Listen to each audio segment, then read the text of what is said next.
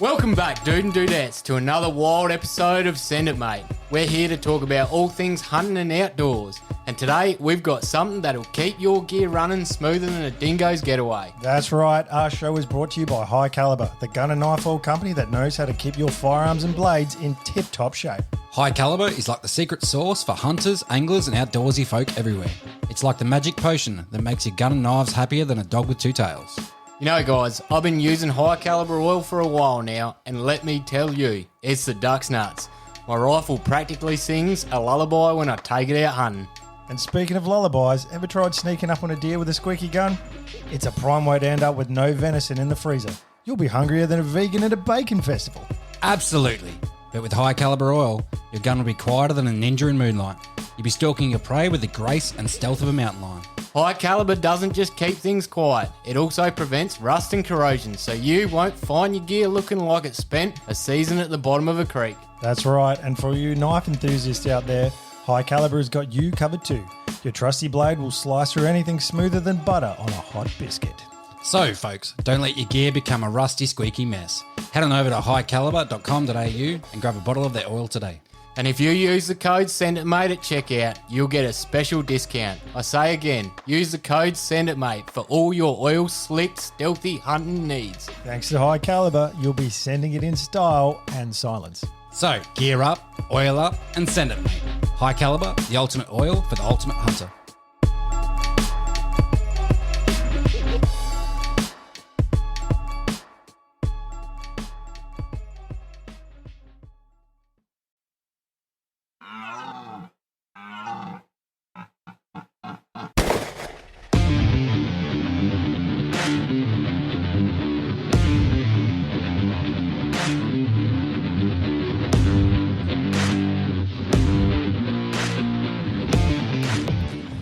Yo, ladies and gentlemen, what's up? What up, what up, what What's up? up, what's up? Feel How like you a real... going? Yo, Hey! We have actually Caleb via the phone today because why, Caleb? because I got the Rona. He's got the spicy cough. Well, I did That's have it. gonna be the answer. I reckon I'm on the tail end of it now. I'm pretty much 4 days out of sore throat, and I'm fine now. So, You, but I've still got to be in ISO for another 2 days. you sounded terrible, mate. Like, absolutely terrible. Some Yeah. could say it's because of your immune system, you know, is not as good as others in this podcast. I don't know. Mate, you keep bringing that up, but I never get sick. So for me, this is my once in 3 year sickness. And you've taken enough for the next 3 years, so hopefully you'll be right pretty until... much. See, my question is, if you don't get tested, do you really have it? Oh, it's like AIDS. You don't know until you know. I mean, having had it, yes, I definitely had it. AIDS. Oh, dear. AIDS, No, chlamydia. There's a couple of other fun ones that you don't know until you know. How'd you spend your 7 days at ISO? Well, I'm at day 5 at the moment, and I pretty much was confined to a room and a toilet. So Yeah, fuck that. not fun because my missus didn't catch it at the same time. So we were trying to isolate from each other in the same house. So she's operating as a close contact until the laws changed on like day 2. They changed the laws in South Australia from 7 days. You have to isolate with your like household close contact to you just have to take a rat test 5 and 7 days or something. So she was taking a rat test every day, preparing to enter the world again. And then, yesterday she tested positive as well. But it's because she was being a good girl and being my personal butler every day. So Ugh, Cleaning up your snot. that it wasn't too snotty, actually. I only had a snotty nose for like, I don't know, a day. The worst thing's was a sore throat. 2 days it was like swallowing razor blades and I sounded terrible. But apart from that, no, it was Is it like swallowing a mixture of sand and cum now? what? What? I don't know what to say. It's like liquid. It's like liquid sandpaper. Well, it's, something could be. I don't know what that tastes like. That would probably be your first answer. I reckon, gritty, yeah. very gritty. Yeah. I I was just taken back by that because I'm sitting on the other end of this podcast for the first time ever, and I feel a bit like a guest rather than a host. And to be presented with a question of that caliber is just, I don't know. I'm shocked. Don't think yourself so lucky, man. Welcome to Sender, mate. Fucking hell. I do want to point out, so this week's soundboard have been left to me and Ryan, and we've done a pretty good job. We've overcome some obstacles to get this podcast going. You've I think performed the most technical tasks ever, Josh. Like in your entire life, you've done more technology tonight than ever. Apart from that time you used PowerPoint in 95. Mate, I was all over Power. If not, Windows 95 was still a thing, I'd be like Elon Musk. Yeah. Yeah. No. I was great on 95, man. It was like user friendly. It was simple. It was easy. You didn't have to overcomplicate things with like intricate detailing and this and that. It was just what you got is what you got, and you just learned how to use it, and it was easy. It was good. And Solitaire was the best. Well, yeah, that and Snake. Actually, talking about like old tech, I saw, I don't know if it was a joke or not, but someone put up a Nokia 3315 for $16,000 on Marketplace the other day. What? Oh, I saw that. Yeah, yeah. Was it legit or was it just someone taking the piss? I don't know, but I dare say someone would buy it. It's one of those darers trying to make a bit of coin for something that's not worth anywhere near what they're trying to sell it for. No, well, when it was either Gumtree or Marketplace first hit, sort of like main sort of, I don't know what you call it. There was a guy mainstream media? Yeah, mainstream media or something. There was a guy that ended up swapping a paperclip, and by the end of it, he just like someone would either pay for it or swap it for something else, and he upscaled all the way to like a house or some shit. Yeah, no, I saw that. Yeah, he wrote a book about that. He started out with a paperclip and then he just kept trading and trading, up trading, and then he ended up with a fucking house from a paperclip. I think it was like over a course of 3 years or something like that. Yeah, yeah. And another girl was sold her virginity online for, I don't know, it was something ridiculous as well. I think that's just a generational thing, man. I wouldn't be surprised if that's like a Craigslist thing on a regular now. It's 2022, bro.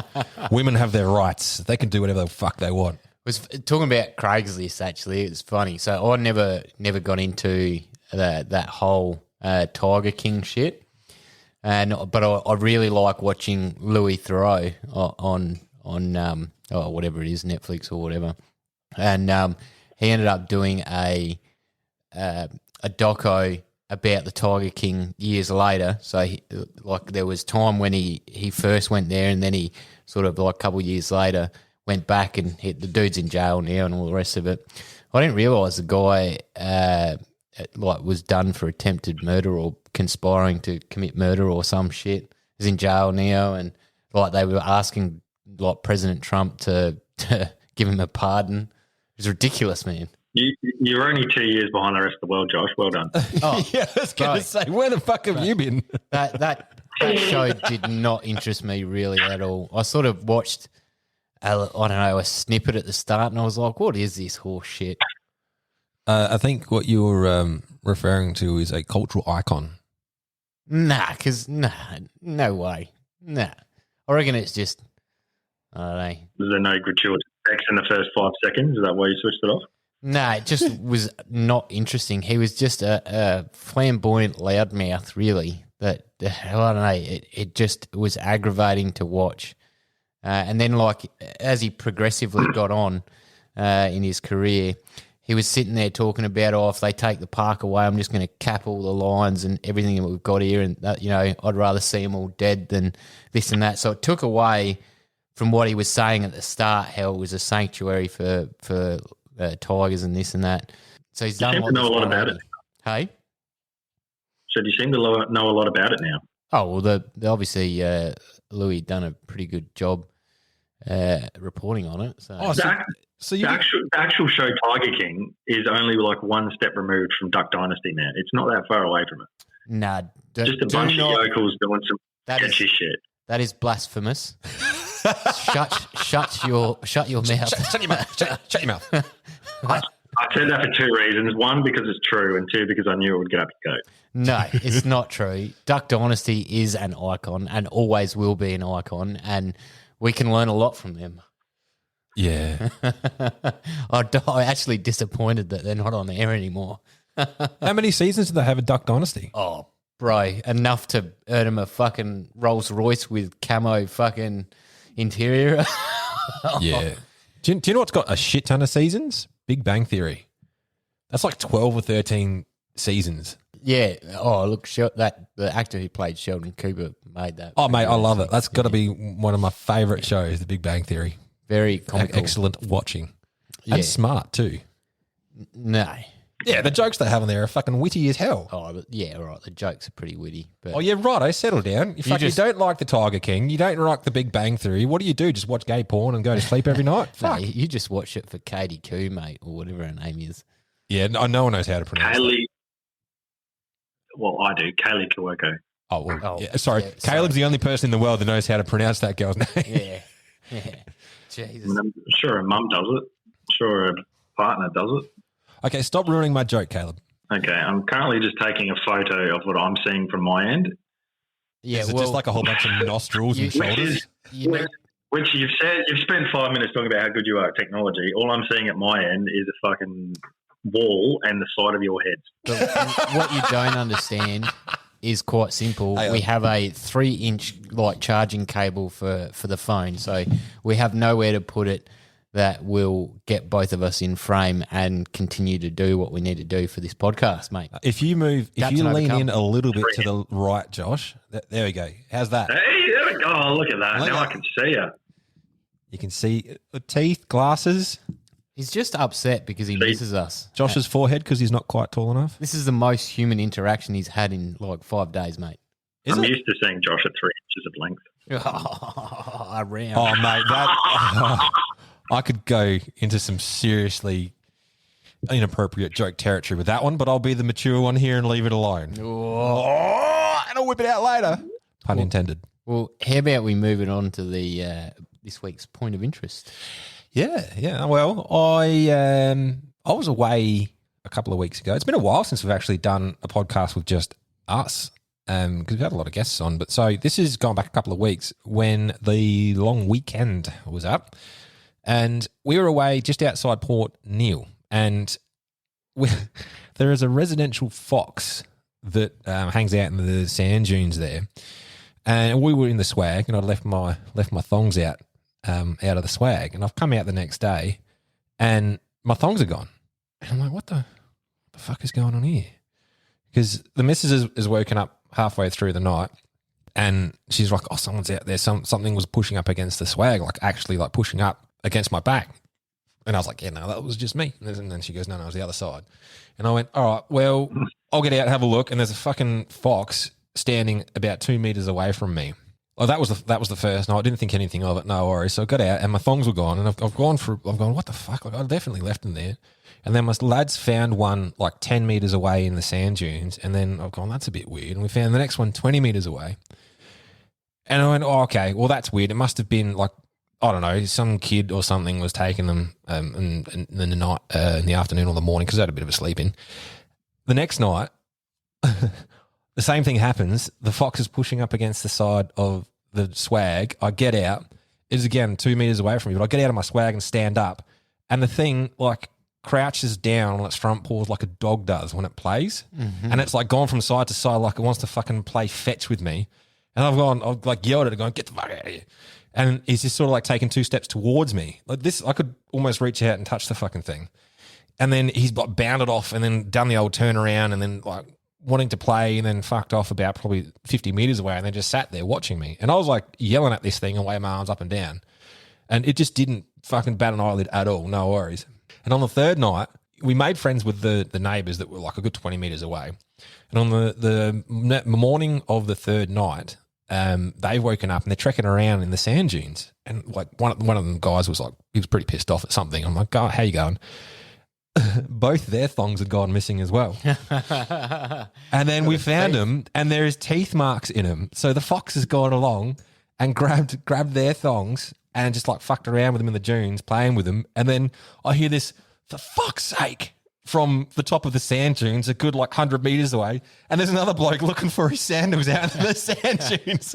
So if you're ever down near Port Neal, don't leave your thongs or your sandals out because there's a fucking fox there that'll take them for a little bit of a play, and you'll never get them back again. I was half expecting for you to say that you threw a fucking hatchet at it when you opened your swag or something.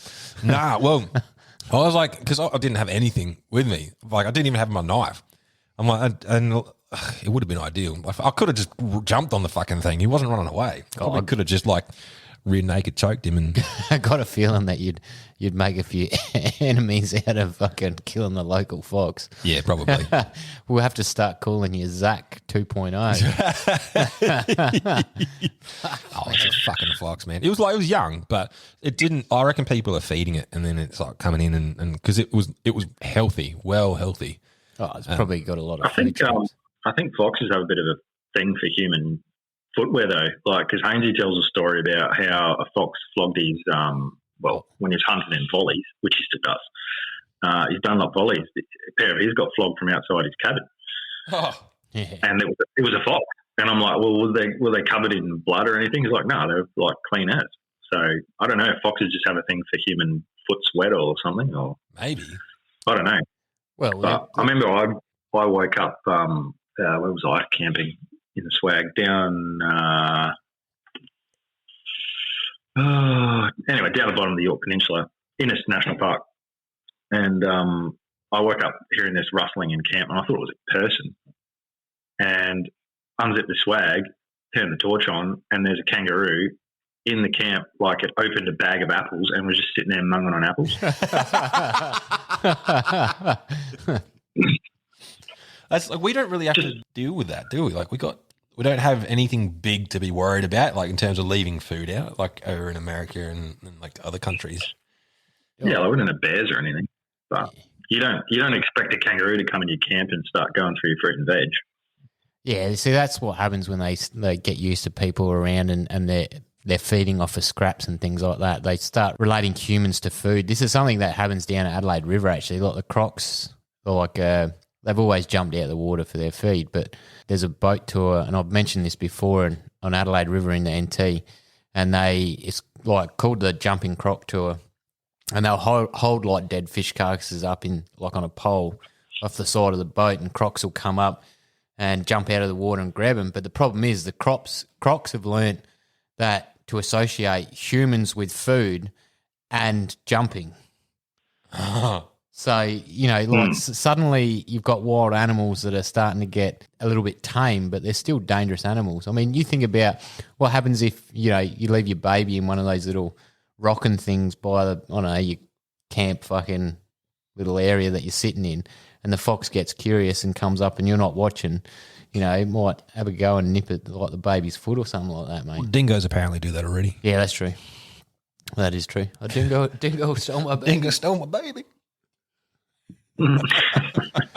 But yeah, I had a kangaroo try and get in my swag one night, driving up to Darwin. While you're in there, Yeah, whilst I was in, I freaked out, man. maybe you just want a little bit of love. No, it was like I How drunk were you? woke up to him like headbutting the side of the swag, and I Yeah, he was unzipped it, humping pulled my you. arm out, and put my Again, hand how on the drunk were you? swag. No. That stage of my life, I really wasn't drinking that much, to be honest, at that stage of my life. Maybe the kangaroo was drunk and he just went in the wrong swag. Other than a certain year, when was there a stage of your adult life when you weren't drinking that much? Well, when I was like 17, 18, 19, I didn't really drink that much. And then I had, 12 months a few years ago, not a drop. I broke that on, I think it was your birthday, Ryan. Oh yeah, the surprise birthday party that we had. I think it was at your house, Caleb. No, it was in town near the Caleb. You ended up walking home that night. Yeah, that wasn't for Ryan. That was for Ryan's missus and another ex-brother-in-law. Jesus. I don't even remember that. There's so many of them. Yeah. Yeah. Yeah. Wow. Yeah, anyway, that was probably when I didn't drink. Now, I've tried to sort of cut back since the rut too. He says as he drinks a Jim Beam right now. Hey, it's no sugar. Oh, what? So I'm not there in person. You start getting back on actual alcohol instead of the sugar-free crap. No, it's sugar-free. No, it's sugar-free. Yeah. It's sugar-free. You're not missing anything special, man. Yeah. It's still sugar-free. Gee, weird. Yeah. I got this thing in my bonnet where I like looking and reading the stats on food and shit lately and drinks, and it's just so sugary. I'm like, nah, screw this. I kind of want to cut it out a little bit. Yeah, you're a fat fuck. You should really fucking up your game, I think. So. Yeah, you've been putting on weight. Good on you, mate. Yeah. Positive body choice. Yeah. Very positive. I also take vitamins to help my immune system suppress COVID. Well, to be fair, I don't think you could survive sitting next to someone at a lunch who has it, which is how I got it.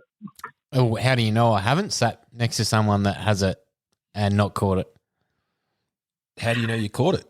Exactly. Do you know if you haven't got tested? You don't know till you know. Exactly. The real reason is Josh doesn't interact with other human beings. That's a fair point. There's a select few amount of human beings that I will interact with, all right? That's for sure. He's got his inner circle, and then he's got the gym when there's two other people there, and that's about it. Actually, it was nice during COVID, having the gym quiet. Did you go when the gyms were shut down? Because, COVID's con. Well, you got a key to the fucking door, mate. So you just go whenever you want. Jesus. Didn't they shut the gyms down? You got a key. It just like bloop, bloop, open the door, go in. So they didn't actually shut them down. It was just like they left the gym open and were like, oh, if people want to come. No idea, but you could still walk in. You have no idea what the rules and regulations are or were, do you? You just fucking kept doing your Josh life. Yeah, mate, yeah. Fuck. COVID's a con job. Whoa. What a rebel. Tell me about it. Fuck, you're a bad influence. Bit like Leader your of the- beard there, Caleb. You're looking like fucking Osama bin Laden. I don't know. I mean, okay, you couldn't have gone for an Australian reference like Ned Kelly or something. You had to go for a terrorist. That's fine. Okay. Yeah. I'll pair that with my dark skin colour. and your height, because wasn't Osama bin Laden like 6'5" or something? He was fucking tall. I have no idea, man. Never met the dude. I half expected him to be like, oh, yeah, I'm the one who put him down. Nah. I'll leave that glory to the real heroes. Oh, he never died. He just went home. To the bottom of the ocean. Do you know that's a thing? No one wanted to claim his body. So they say. Well, yeah, I don't know if they got a choice or not. But Has that ever been done before though? That it's never been done where they bodies being dumped over the side of a boat? I mean, Yeah, I'm probably. sure that's been done many a time, but someone of such a high profile, and no one wanted to claim the body, and then they're like, "Oh, what do we do with it?" Instead of taking it somewhere, they just go, "Oh, we'll just throw it in the ocean." No pictures, no verification. Yeah, look, I reckon he's definitely down there somewhere. I politically wise, I don't think anyone would have claimed him politically wise, man. I don't know. I don't know that much about it to be commenting. Really, it's just sort of. Well, no, when you think about it, are you going to be like, yeah, we'll take him? He's a national icon. Why does someone have to claim them? Is that if someone dies or someone gets killed? Because then you're responsible for burying him properly and processing whatever and blah, blah, blah. Yeah. So wouldn't it be the country that he died? Why did they take his body? Wouldn't it be the country that he dies in is responsible possibly for it? for verification, although we have photos and bias screening and things, I dare say they would have taken it for verification. And Well, why would you want to claim him? He's world's most wanted person. Why, as a country, would you want to claim him? As an Aussie, if we died overseas, your body gets sent back to Australia. So yeah, that's what I mean. I'm not familiar with the practice of claiming a body, a country claiming a body. Does it have to be? Well, this claimed? is what I mean. I think they would have got the choice, maybe not with his case, but they wouldn't have wanted to take him because of the stigma behind what he represented. Well, there'd be scrutiny as well, because if you brought the body of this world's most wanted person back into your country, straight away you're under scrutiny of the world of what are you doing with the body? Did you cremate him? Did you put him in a hole? Where's his grave going to be? All that sort of shit. Or if he's just unclaimed, then fucking do whatever, dump him in the ocean. But why? That's what I don't understand. Why do they take his body? Why didn't they just cap Probably him? for take identity. photos? Yeah. But they didn't take him anywhere to be identified. My understanding is they put him in the chopper left, and then he went into the ocean from there. No, he obviously went on to not an aircraft carrier, but a boat. Don't know what it was, and from there they probably did the verification process, and then they were like, "Oh, well, what do we do with his body? So let's ring someone of importance and ask, what do we do with old Osama's body?" And they're like, "Wait one." Fucking rung around and said, "Anyone want to claim this motherfucker?" And they're like, "No fucking Call way." Jamaica, they'll take him. And then they're like, "Okay, like over the side of the boat he goes." Okay. Well, I mean, I didn't even know that was like a common practice for unclaimed bodies. Like, Well, you still have to identify it. That's the thing. yeah, but like, has this happened before? I guess that's like to your knowledge. Has it ever been a situation where there is someone who is unclaimed for various reasons that is sitting in a vessel or whatever, and then that standard practice to just ditch him overboard? Well, I think unless it's like Hitler, I'm not sure that there's I think people would claim the body definitely because they're not obviously infamous for the wrong reasons. Yeah, I understand the reasons why. I think I might do a bit of research on this. It's very intriguing as to whether a situation like that has arisen before. Oh, definitely, definitely. And Okay. So, US officials say Osama bin Laden's body was treated with respect and buried at sea, but some Muslims argue there was no good reason for not burying it on land. Islamic tradition requires the dead body to be buried as soon as possible, unless an autopsy is required. So apparently the US military took this very seriously and buried it within hours. And traditional procedures for Islamic burial were followed. So like religious rites. yeah, So it was carried out on the deck of a US aircraft carrier, the USS Carl Vinson. yeah, Blah blah blah. So they followed some like practices and then buried him at sea. But did they, or is that just what they're reporting? yeah. Because like it's very unlike the US government to go, "Oh, we're respecting this terrorist religious beliefs, and that's why we dumped his body so quickly." No, look, I think they'd probably adhere to some sort of standard, but as for the guys on the carrier, I don't know. Because if it was me, I would have fucking booted him. Yeah, exactly right. All the blokes that are in that carrier would be like, "Fuck this guy," and they're just like, "Fucking 86 him, no worries." Yeah, just down the poop. Well, it's a pretty easy out, really. Like, Islamic law requires that the body be buried as soon as possible. Okay, well, overboard he goes. That reeks of just political bullshit. Yeah. And that, like, I do believe that there was a bit of uproar around that, definitely at the time that everything was released of what happened. They may, as I said, everyone has doctrine they've got to follow, but the boots on the ground might be a different story. Yeah. The guys doing it. Yeah, that's interesting. I don't think that ceremony got live streamed to the world, did it? Fuck, it wouldn't surprise me if there were some videos out there. Well, that's the thing. I mean, when you think about Saddam Hussein, he was his death was supposed to have not been filmed, and it was. That got leaked in the media. It was supposed to have not been filmed. Well, that's obviously disrespecting him, and he was hung. This is a bleak topic, isn't it? But he was hung, and there was a video that was circulating for a while. Hey, I said, how do you know? Did you see his penis? He was hung. hung by the neck. He's fucking quick. He's got wit. He is Caleb. Is there a delay? Am I coming through? I don't understand. I just ignore your sexual innuendo a lot of the time. Hung like Hussein. Not my sexual advice. No, not your sexual. Well done. Oh, thank you. Oh, Well, that sort of brings us in no relation at all to today's topic. no.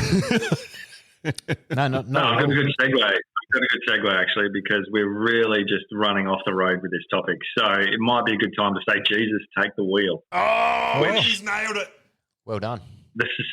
I'm the segue master, mate. That's our topic for today. Jesus, take the wheel. Which I don't know. There's some funny memes going around. There's a song, but the saying "Jesus take the wheel." Your missus says it all the time, Ryan. I don't think I've ever heard anyone else use it, to be honest. Yeah, no, same. Well, there you go. Anyway, that's our topic this week.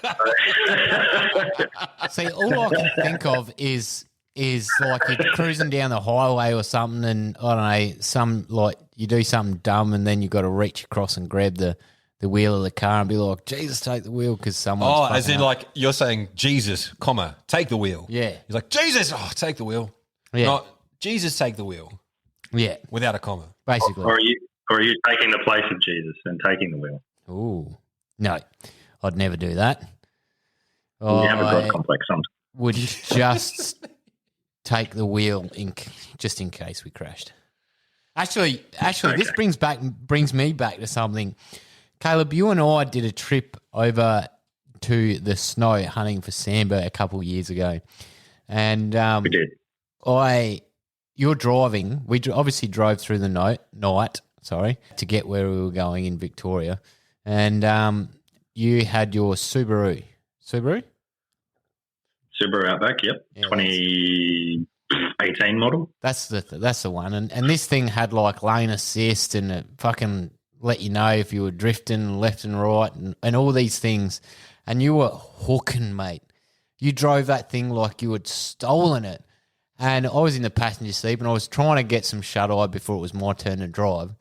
And I ended up Smacking just... your head on the side of the window from sliding around the corners. Well, that's the thing. Caleb's just sitting there. He's definitely going the speed limit plus. And obviously it'd drift left and let him know if he was going over the line or whatever. So there was definitely some wobbling going on. And I would wake up startled because of it. And I couldn't get to sleep. I couldn't get a decent hour's kip because of it. Actually, Did you feel like your life? I think I just don't think you're used to handling, because anyone who's been in Josh's Hilux, it's like drifting in a barge. It floats around that much. So to be lower to the ground and actually able to corner, it was probably a bit of a novelty for us. The G-forces. I Yeah. definitely didn't feel comfortable that trip with you behind the wheel. I mean, we got there safely in the end, but definitely that was a Jesus take the wheel moment, that's for sure. You're just True. praying to survive. Yeah, yeah. And because it wasn't exactly your vehicle, there was no fucks given. Oh, absolute zero. We put that Absolute car. zero. We'll put that car in your. What was the one you had before that one with the flower pattern on it? The one that we took There was through. a flower. Yeah, there was flowers, hibiscus, I think it was, on the side of the door, and we took it through Meningi. Oh, yeah. Oh, that was that was a Hyundai i40, Yeah, and then I had the Outback, and then I finished with a Rav4. That was all my company vehicles I had. yeah, and we thrashed the shit out of every single one. That Hyundai definitely went places. Mate, I remember we went through a 4-wheel drive track up the Darling with that thing. Oh, mate. I was airborne off cattle groups and all sorts, that thing. That's fucking good. They're actually Two-wheel good drive, cars. road drive. Say again. Try driving it, man. Try driving it. It was pretty bad. It was really underpowered. Yeah, but it stuck like shit to the blanket to the ground. Look, Yeah, if it's they could all handle. Free skill. it's not a Ferrari, mate. So you got to expect the handling for what it was, which was a hatch, which was a tampon on wheels. It did all right. Compared to the Having said that, you've got your Triton now. You actually mentioned something to me the other day that you've got to get new tyres. Are you feeling that pinch yet? am I feeling that pinch to Yeah, get new tyres or the cost of tyres? the cost of tyres. Well, I've been feeling it since I've had it, man. For the last year of having to pay for my own fuel, especially when diesel went to $2.30 a litre. Yeah, bro.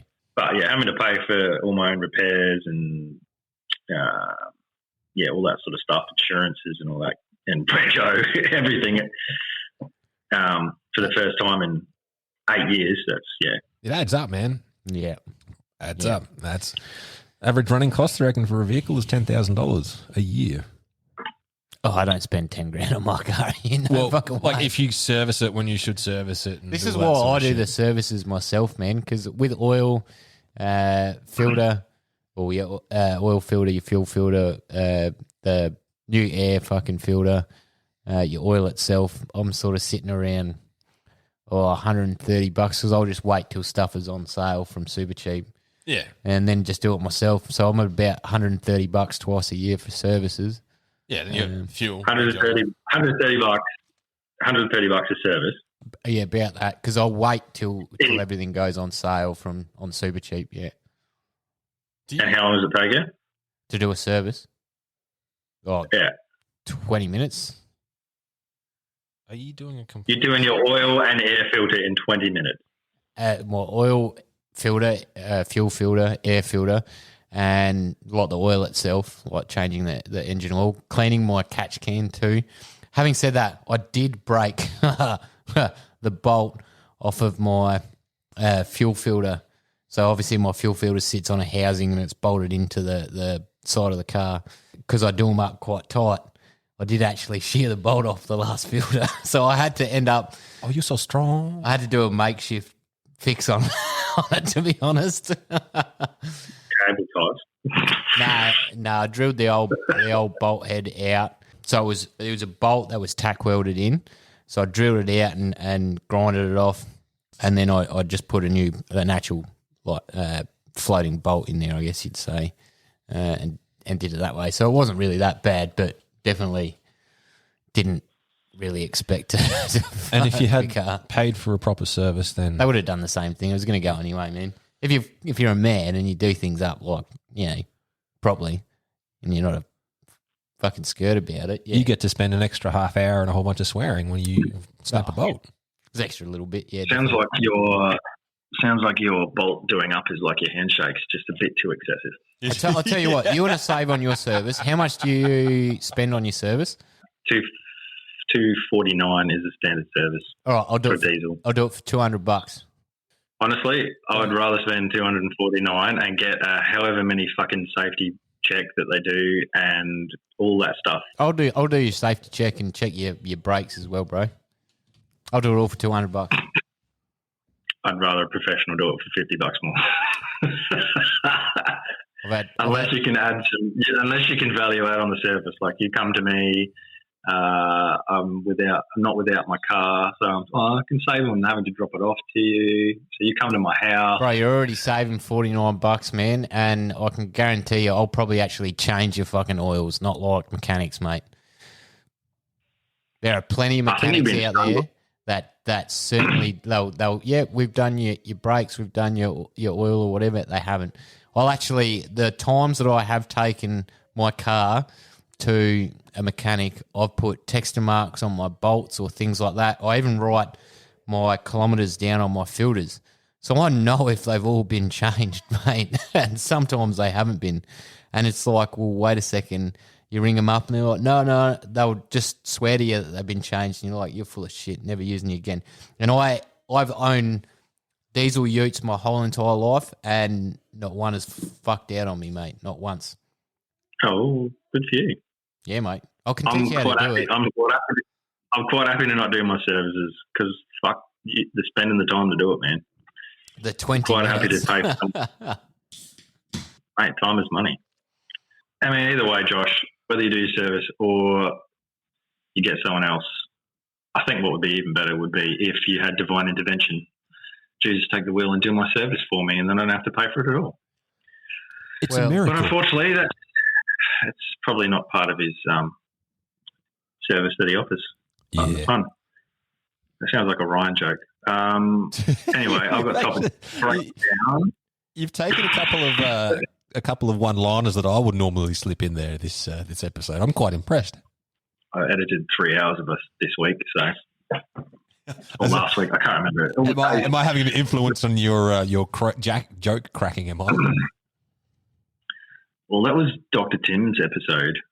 So that was 2021, Ryan. Oh, that's old Ryan. The old Different Ryan. vintage. Yeah, man. That's like Anyway, a whole year ago. Let's crack on into this topic. So I don't know if you can see the file I sent through to you, it would make things a bit easier. But Ryan it's up to you. Ryan's on Oh, that's what you sent through. Hang on. Yeah, I'll pull it up in a sec. So my interpretation of Jesus Take the Wheel is just vehicles in general. That's just what it triggered in my memory, my COVID brain. So I thought what I'd look into is some hunting vehicles. And I thought, well, latest and greatest when it comes to hunting vehicles. And I don't mean like you drive around in to spotlight in or you take to get to locations. I'm talking about rather than walking around on foot, you use this vehicle in place of walking. So I'm sort of referencing Jesus Take the Wheel here in, those times you wish you didn't have to walk and you're frustrated and you feel like having some divine intervention to just, I don't know, get you from one spot to the other when you're carrying a heap of meat or you're carrying a heavy pack up some hills. Wouldn't it be cool to have a vehicle? So I had a look at some hunting vehicles that are available at the moment, and more specifically, electric hunting vehicles. Oh, It doesn't matter if we can't see each other. We've got Should be a spreadsheet. electric hunting vehicles. Did you make this spreadsheet? Yes. You did. Yes, I Wow. made the spreadsheet. You have spent your time in isolation well. Good God. I'm mate. impressed. You did homework, dude. That's like a whole spreadsheet. Nah, this is overboard. You did not make this. I'm impressed. I'm surprised you know what it Are you was. fucking serious? I made that spreadsheet. Bro, making a spreadsheet is not hard. I used to do it for my job all the time. Like, you just get in information and you just copy and paste it in there. It's not hard. Oh, no, I'm just impressed that you Anyway. did it. I know it's not hard. Well, you've gone down the rabbit Josh has hole caught of up on how hard it is. electric. Why wouldn't you just include like your normal fucking engine? Because you've got Polaris here Because- and things like that. Why would you? Because it's 2022, bro. Because this is the future, Josh. And why would you want to run around in the bush making a heap of noise with a combustion engine? You don't want to do that. You want quiet. You want stealth, mate. So I'm thinking electric's the way to go. Let's be honest, it's the future. So the first one I want to look at is the EMC electric vehicles. It's called the 4x4 Explore, which is not manufactured in Australia. It's assembled in Australia. So they get all the parts in and they put it together. And it's basically a golf cart for hunting. Now, the price point of this is $15,500 plus. The motor, it's got two motors, so one for the rear, one for the front. One's a 4 kilowatt, the other's a 5.3. And I have the same specs on all of them, basically, that I've got here. I've got 4 different vehicles. So this thing does 20 k's an hour, which, let's be honest, is not particularly fast. But that's 20 k's an hour when we go spotlighting is pretty much what we cruise around to spotlight at. Yeah. So that's not too bad. 70 k's is the range of the battery. It's quite big though. Like, it's 3 meters long, which seems a lot. But It's got looks like quite a large tray on the back of it. I'm assuming that it includes does. the tray. So that can either be a tray or a seat for an extra 2 people. It's got pretty good ground clearance though. That's the thing with these ones. So 415 mil of ground clearance, but it's also quite heavy. It weighs 840 kilos and can only carry 320. So it's slow. It's slow. You can't carry heaps with it, but it comes with camo paint, comes with spotlights, 4 seats or up to 4 seats, bull bar and a winch. Takes 8 hours to fully charge the battery from flat. The 4 meter turning circle seems a lot, but it's 4 cup holders, so a bit of luxury there. I could see myself driving around in that, but it's probably a bit bulky for what you want to use it for, I reckon. But something that you can get in Australia at least. That's why I thought I'd put it in here.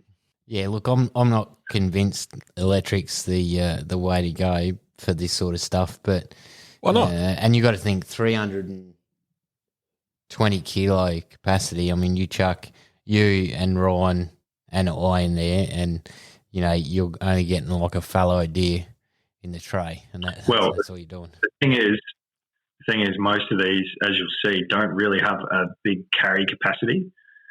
you're probably better off dragging a little cart or a trailer behind you to get some better capacity there. So if you move down, probably the closest comparison to that first one is the Polaris Ranger EV. You're going up a heap in price. This is from like 23.5 grand. That's a 30 horsepower, 48 volt AC induction motor. So you get twice the speed out of that, 40 Ks, about the same range though, 73 Ks. Which is, let's face it, with the range, that's not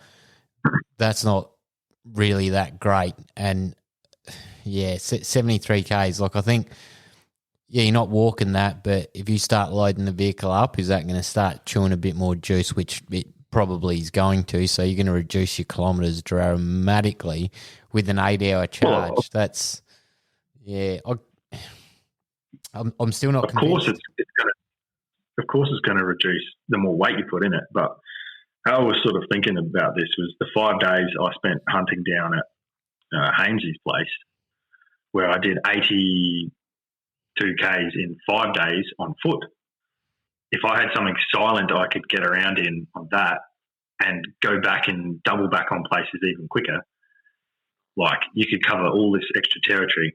Is that taking away though from the experience of walking yourself and being silent yourself? I mean, you've got one thing is you've got 4 tyres, so 4 footprints on the ground, cracking sticks, and so no matter how quiet you are, you've got that car that's weighing 800 odd kilos and all that footprint on the ground. Is it actually going to get you there to close to those deer? Are you talking about getting like within shooting distance of those deer, or just getting you in there to walk a couple hundred metres and then walk out?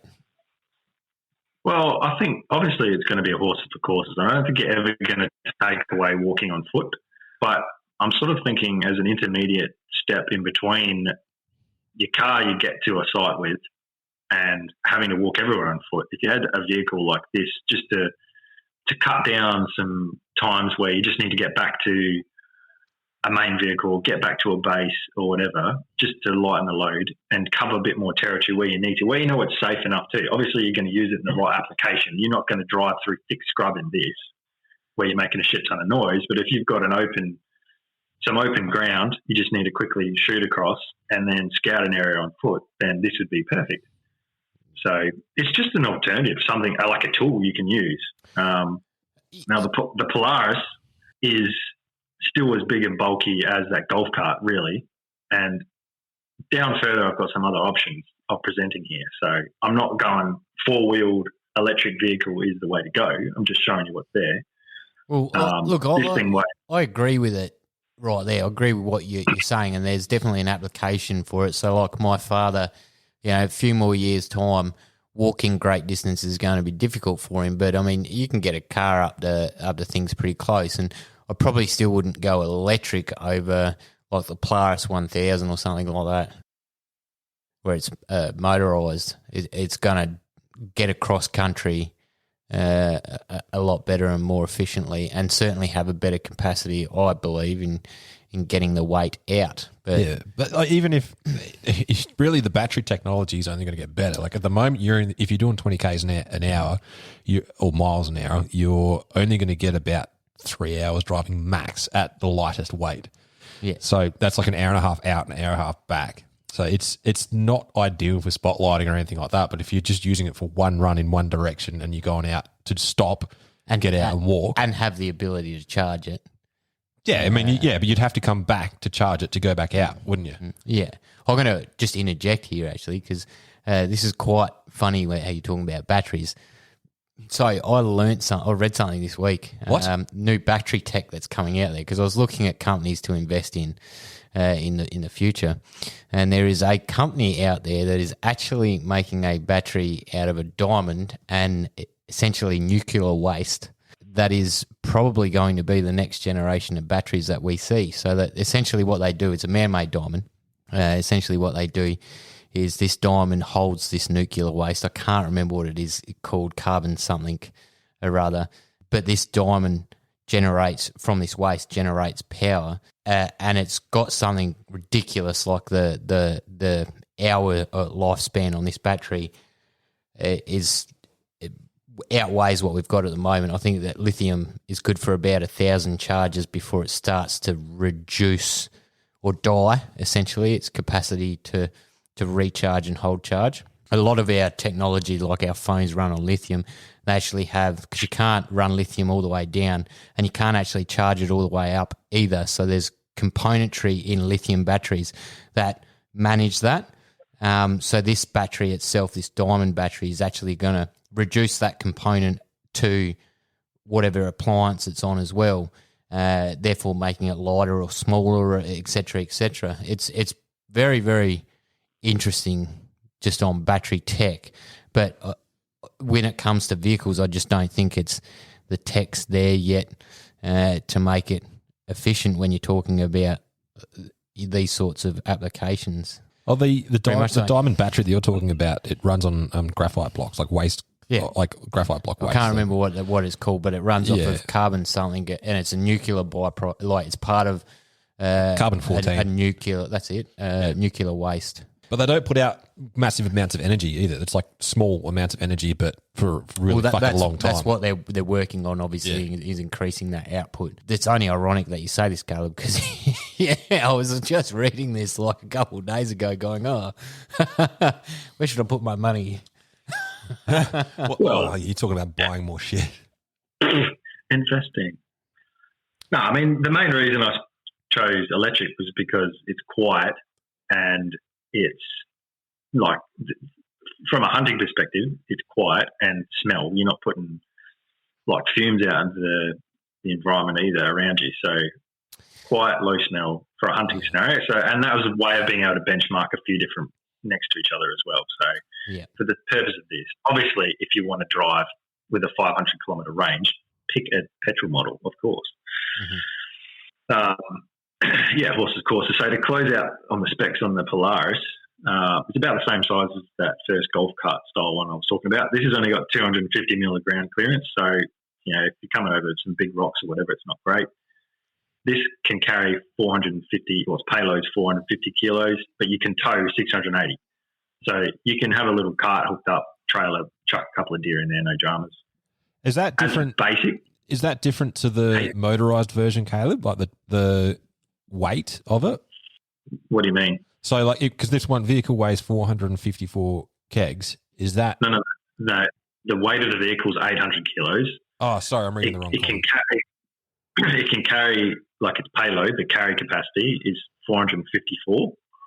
Okay. So in the actual vehicle itself, and then the towing capacity is 680. So you can easily have this trailer hooked up, put a few deer, put a heap of gear in there. See, in a scenario where you want to just get into an area and stay there for a while and then hike it out with a heap of gear, that would be good. Yeah. See, this is the other thing, is the battery-powered vehicles are actually heavier than the motorised. Yeah, that's what I was getting at. Like, do you know what the weight difference is between this battery-powered one and the motorised one? Yeah, like most of the spec sheets you can get has a with and without battery weight. I just put the with battery weight so I can compare them all equally. But it does add a fair bit. I mean, down further, I've got a bike and it adds about, I think it was 12 pounds of weight for the battery, but that's in a bike. Yeah. So that battery is obviously going to be a lot smaller, but a bike that's, you want that to be really light. So yes, you are right. Battery powered vehicles are generally more heavy. This Polaris, look, it comes pretty basic as standard. You can add a heat to it, but you're looking at starting price of nearly $23.5 grand, and then everything else is just going to add a heap of money to that. So, much better specs. But it's definitely not a cheap task, man, at all. And it's another rabbit hole you can go down. There's some companies in the States that are basically kitting out the Polaris 1000 or similar things like the Can-Ams and all that. And they're putting how at Hainsey's we've got, Hainsey had that bus seat that they strap onto the car that you can sit on the tray. Yes. This company's basically doing the same thing, and then underneath doing dog boxes. So full custom tray, including winch to get like deer up onto the back part of the tray. They're dual cabs as well now. So you're getting, 4 people in there with heating, air conditioning, cup holders, fridges. Like you could go down a absolute rabbit Mate. hole. The sky is the limit. I didn't put it in this spreadsheet to talk about tonight, but I was looking at something called the Critter Getter, which is like a $320,000 customized vehicle for hunting. It's ridiculous. Hell yeah. Yeah. Sign me up. That thing had better like go up cliffs. Oh, bro, let's start a Send It don't- Mate GoFundMe account for one of them. Holy shit. That thing better wipe your ass for you as well. I'm pretty sure it was Critter Getter. I'm just trying to Google it again now. Look, Yeah, it's Critter Getter. the bikes are certainly getting, not popular, but you're starting to see them being used here in Australia, these electric bikes. Yeah. Especially for the older community that have, that obviously are getting a little bit older and maybe can't find it difficult to walk And have as far. expendable income. No, I think it's more down to a thing of if you've got like a busted back or knees or legs or something, but you still want to chase your passion in hunting. It's just an aid to help you get out there and do it. Definitely. Well, this next one down could be perfect for that exact use, like your old man, for example. So the next one down, this is the most popular. It's called the Baku Mule. It's short. Baku is short for backcountry somehow. BAKCOU. Baku Mule e-bike. Now this is the top of the range spec for this, right? One thing you would like, Josh, is it comes in different colours, different camo patterns. So there's like a QU camo pattern. The one I've got in the pictures of Wildlands camo. Mm-hmm. Now this thing is like upwards of $8,500 for the top spec one, and the top spec in terms of the motor is a 1,000-watt mid drive engine, and that's got a 48-watt 21 amp hour battery. That's the top spec, but this thing can do 57 k's an hour because it's a bike. So obviously, Bro, it's way less. I'd get sidetracked In terms doing monos and shit on that and trying to jump shit instead of hunting. Got like 4 foot of there that time. Holy But this could be a perfect application if you can't walk too far, because one, you can get places fast. Two, your range is 65 k's, but that's only if you don't pedal. So if you pedal, you can increase the range to whatever you want. That's a bit more appealing, because when you've got to think about if you've got any of these other previous stated vehicles that are electric, imagine if you go out there and you do run out of power while you're out there. Well, fuck, you're up shit creek. They should make one with pedals in it. Hell, Flintstone. Well, that's what I just said. You can pedal. Like, it's got pedals on it. Oh no, I mean the Polaris. They should have little fold-out pedals in the Polaris so that you can crank the and Or just charge get the motor, charge the battery if it runs out. Just get a I think at motorised that one. point, you better. At that point, you're probably just better walking, I think. Or just get a motorised one with 20 litres of fuel spare. Jesus. It's not very economical and economically friendly at all, is it? Jesus. They cost fucking less as well, I reckon. Oh.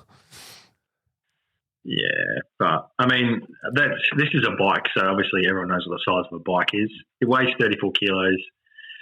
For a bike, that's a lot, but I guess the battery and whatever else. This can carry 140 kilos. So with you, once you that's put a it. human... Thank you for that, Cindy Bowden. I love it how you pause. So- You're just like, yep. Oh, it's the delay, man, via Zoom. What am I supposed to do? No, so you can get a human and a bit of gear on, like a pack maybe, but again, you can attach a bike trailer if you want. It's got a little LCD display. It's got 9 speeds, 26-inch tyres, which are for like some serious terrain. They're fat as. Yeah, I don't know if I want to pedal a bike. Could be cool. I'd prefer that, man. Like I'd prefer to pedal the bike than ride around in a car, like in the Polaris or something like that. Just because you're out and about doing something. And Oh, the Polaris would be wicked fun. Let's face it, but you get sidetracked fucking running around. It would be fun. The next one down I've got is called the Easy Raider HD4. So technically this is an ATV, but it's more like a 4-wheeled scooter. So you actually stand up on it. Oh, you stand up. It No, looks like you stand up and ride it around. it looks like little fucking gophers that the old does. fucking blue rinse hairs were like cruising down, and you know how like the orange flag and they're driving the road and they're like, fuck you, I'm gonna drive. It looks like that, but it's like a four-wheel drive version of it. Yeah, tricked out version. Yeah. It's something like if Batman was 60 years old, he'd have one of those. But imagine standing up and doing 40 k's an hour and going anywhere. That's what this thing's about. So it was developed by this Israeli dude. So the Israeli and the US military are using them, or sort of early stages of using them, because they're pretty good, man. So that seat is just there if you want to sit down for a bit. It's designed to stand up on. So, and you can't really tip it over. It's got a really low center of gravity. So this thing's pretty expensive. We're talking, this is the top of the range model. You can get other ones a bit cheaper, but this one's 27 grand. These are all in Australian dollars, by the way. I converted it. Holy shit. This thing's got 4 1200 watt wheel hub motors. So every wheel has its own motor and a 60 volt battery. Can do 40 k's an hour. The range on this is 80 k's. It's a bit more, much smaller. So 1700 long, 740 wide. So that's 740 wide, the same as a bike, and then 1350 high to the top of those handlebars. About 250 mil ground clearance, and it weighs 130 kilos. So this thing also, the whole steering column folds down, so it would actually pack down smaller than a bike. So if you could, I think I've seen someone put it. No, surely not in a boot. 1700. That's probably too long. Oh yeah, like in the tray of a ute or whatever, that fits easy. Yeah, that'd fit in a tray. So this thing could be like pretty sweet to just whack in the back of the ute if you've got a lazy 200. Yeah, a lazy 27 grand, but Yeah, it doesn't it weigh 130 kilos? It does. Yeah, that's a 2-person lift, surely. Yeah, for sure. You could prop the front up and cut that weight in half, prop the front up, and then get on the back and just leave I can't look at easy. it. You can get it. I can't look at it without, like, because you said the military uses them. I'm just picturing like old generals like scooting around in this thing, like they would like. Have you ever seen Sergeant Bilko, like that old movie where they're like just the dude just takes the piss out of everything? It's because the picture that you've got, it just looks like a gopher that is fucking tricked out like a Batman vehicle. So all I'm picturing is like these big generals like scooting around in these things around the base, just fucking like they would as if it was like a Segway, but you can't take them seriously. I think you'll find it's just in the R&D stages. I don't think there's a real world application for them because you can buy it, man. You can buy it. No, I mean for the military, it's in the R&D stages because, like at the end of the day, terrain is your worst enemy on any of these vehicles. Terrain and battery power is going to be your worst enemy for any of these vehicles. Like it's going to cut some distance and be reasonably quiet, not as quiet as your fucking 2 legs, but it's going to be reasonably quiet, reasonably quick. Definitely not. But not efficient. Hasn't been taken up. No, it hasn't been taken up like wholeheartedly into the military yet. But both of those, US and Israeli, are like doing a bit of work with it, basically. Yeah. But it's definitely something like it'd be something cool to give a go to see, I guess, how high you can jump, how it does, how well it goes. Seriously, and like so in a serious situation, chasing deer or pigs or whatever, pigs are probably great for, but also for a fun application.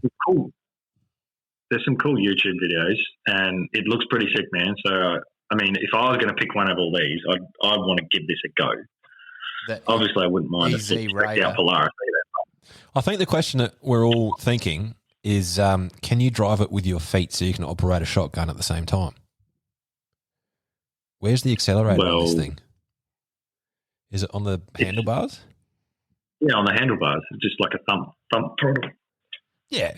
Yeah, so if you go bare feet, you get your old tootsie out, you can control the speed, and then you can just sort of sit back and fire away with your straight pull. No worries, mate.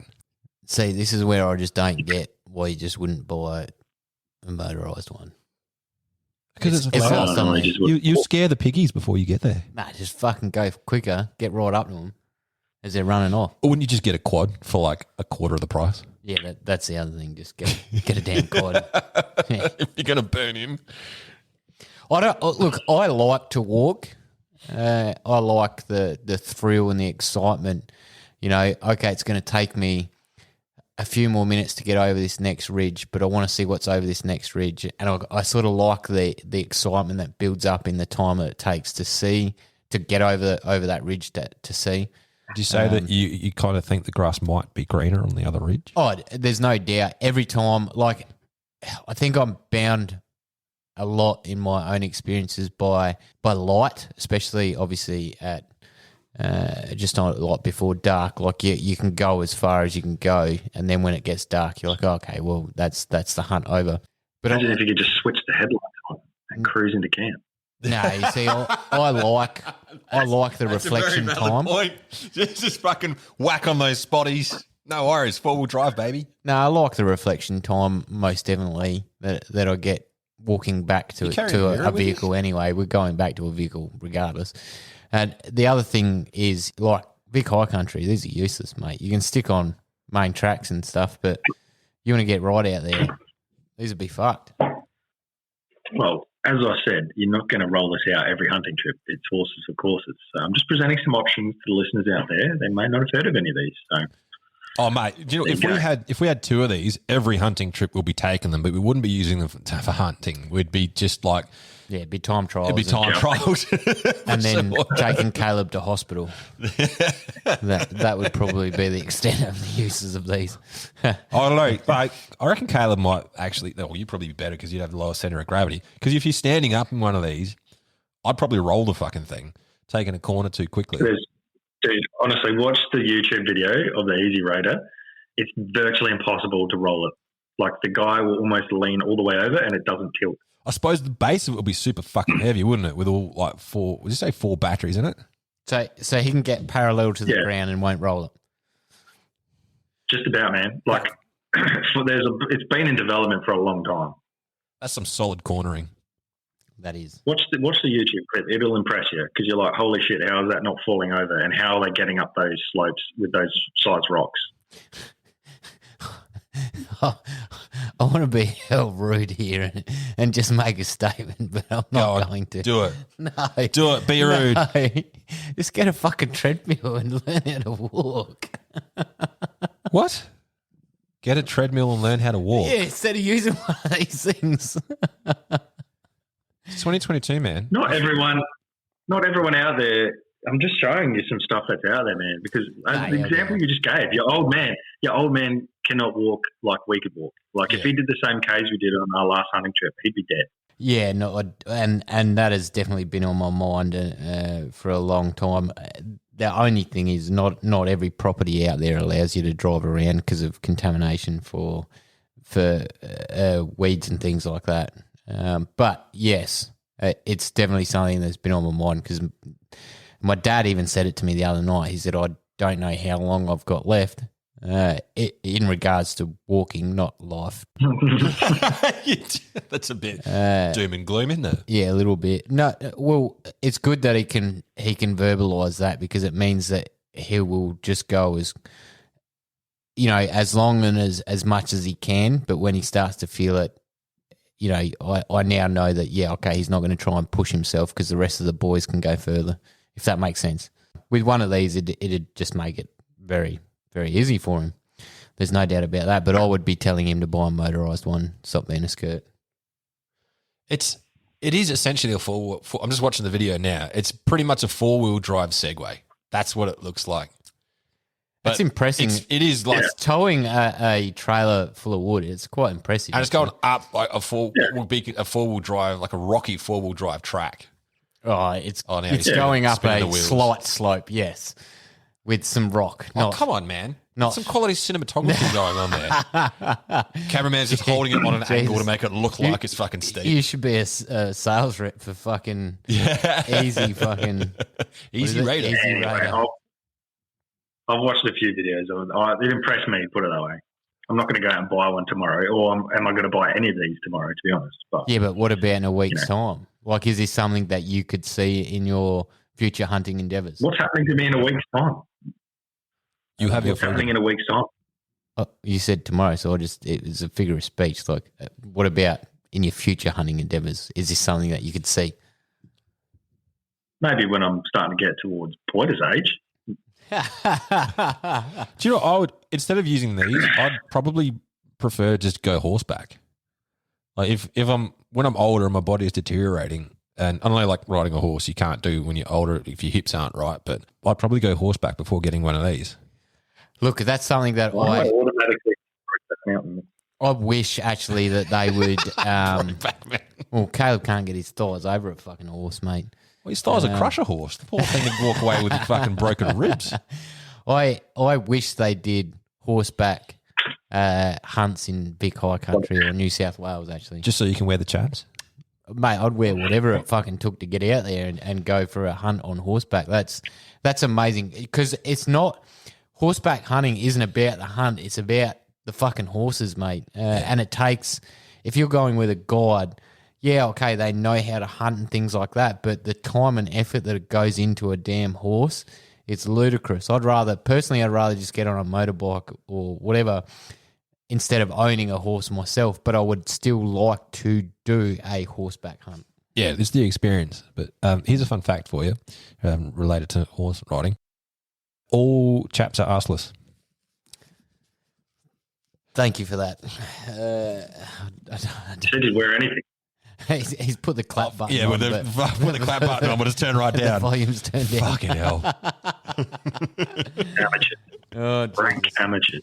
all right, well, that's enough of that, because let's move on. As much as I actually like this topic. Yeah, Caleb, you're done. Well, that's fucking okay, it. Sorry, Caleb, are you finished? I love how you assume based on the fact that my spreadsheet ended. And yes, I am done. Thank you. I'm just going to drop the mic and walk out. I'm glad that we went through all that data. It was great. Yes, it was actually. It was easier than flicking through 4 different websites. Well, hopefully that gives some of our listeners some insight into what's available on the market. You never know. They might buy 'em. Well, we should put that up on the grams so they can see the specs. When comparison. he means either of you. I do mean either of you two, because apparently I'm not that savvy. You should take a photo of your spreadsheet, Caleb, and put it up for those people that are Playing at interested. home. Why would I take a photo of a spreadsheet to post it? How is you going to post it on the gram, bro? You can convert it to a JPEG, I can convert it to a PDF, Bro, I can it screenshot sounds- it. There you go. So Can I list some more ways? Your take a fucking photo. Your lack of technological ability is showing, Josh. What is a screenshot, fuckers? What the fuck is a screenshot? Seriously? You know what, Is that a fucking You know what- photo? No, it's a screenshot. Oh, you're all fucked. Exactly. It's not a photo. You're all fucked. Come on. I know you used to print screen your porn, Josh. Control C. From Windows 95. Then you put them in PowerPoint and look at them later. Oh, well, I'm moving on. It's his hidden Please PowerPoint do. file. So, my topic this week is probably something neither of you have really heard of or know. You may know a little bit about it. I don't. Why have you got a different topic? Our topics are all the same, aren't My they? topic breakdown. So the way I took this week's topic is the world is going in some funky directions. Can we not agree? We like the next, say, 15 years is going to be very interesting in how the whole world is steered. Yes? With everything that's going on currently. I'd agree with you. Okay, I'd yep. also say that there has been many a time that the same thing has been said, so it wouldn't be out of the ordinary. Oh, but definitely. But the world has changed certainly in those times dramatically. And this is a bit of a going down the conspiracy route of things. Oh, yes. Cool. And I don't know if you've heard about this, but it's been called the Great World Reset. Have you heard anything about it? Caleb's viciously fucking Googleizing it. Yeah, I've heard of this. No, I haven't heard of that actually. You haven't heard of that? Okay, so No. essentially what it is there's this group that's called the World Economic Forum. So essentially it's members from the top 1,000 largest companies in the world, including things like Apple, Amazon, Walmart, etc., and they come together at this summit. And this summit, they basically discuss, I guess, world economics and world politics to benefit society. So you haven't heard? Is this sparking anything? Ryan, you're giggling here. So I just think it's all a crock of shit, but I'll speak about it later. This is the problem. So this is the difference between conspiracies and facts. So the summit actually happens. And the WEF, that's a thing. That's a well-known thing. It happens at So just my apologies for everyone out there in Radio Land.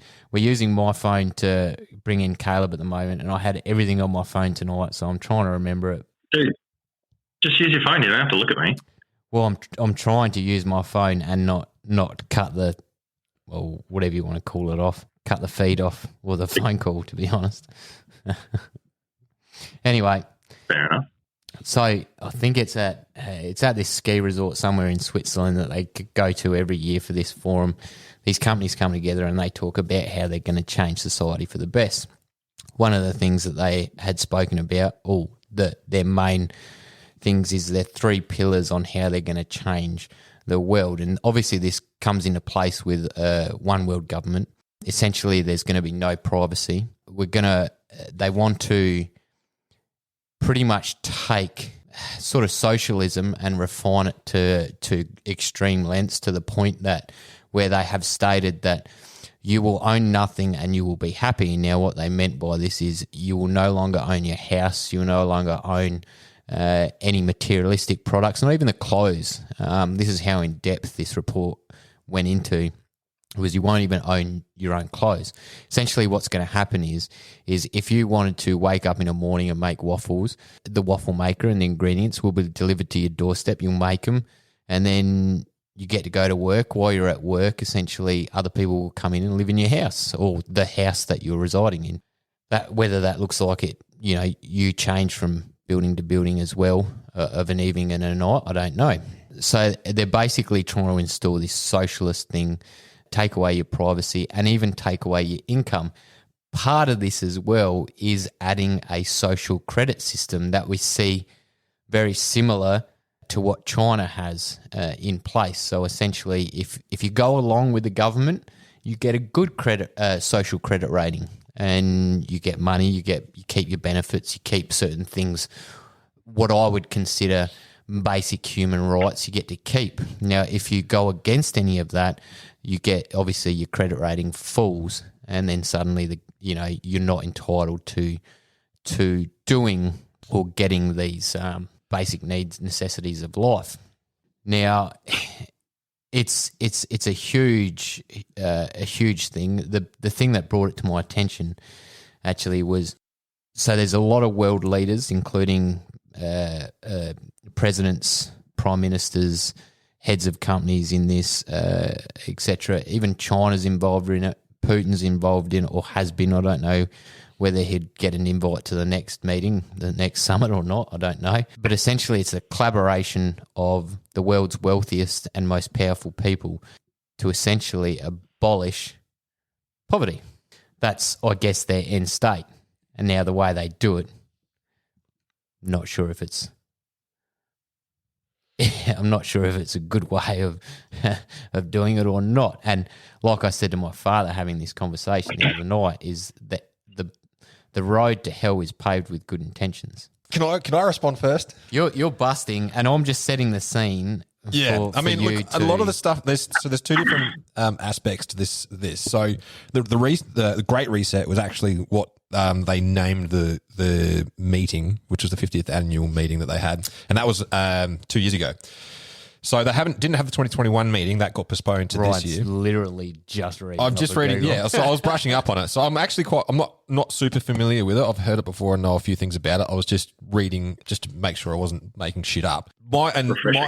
Refreshing. Yeah. So I don't want to say the wrong thing here, but and this is my understanding of it is there was these concepts that. So the whole meeting was actually pulled together by Prince Charles, and it had political leaders and head business leaders in the world all convened. And basically, the idea is to use global crisis like the COVID crisis. Can I just and stop stuff. you there? It actually wasn't Prince Charles that brought it together. It was a German fella named something Swart. Yeah, so he came up with the concept, like that but it was Prince 76. Charles. Yeah, it was Prince. Well, there's a book also called The Great Reset, and this is where there's this. We're drawing the line here between conspiracy theory and then Truth. then truth, and because there's the same name that's been The used. truth in a is lot in of the things. middle, I think. Yeah, or it might be, it might not be. I think that there's definitely a element of truth to the gathering of like hugely powerful and influential people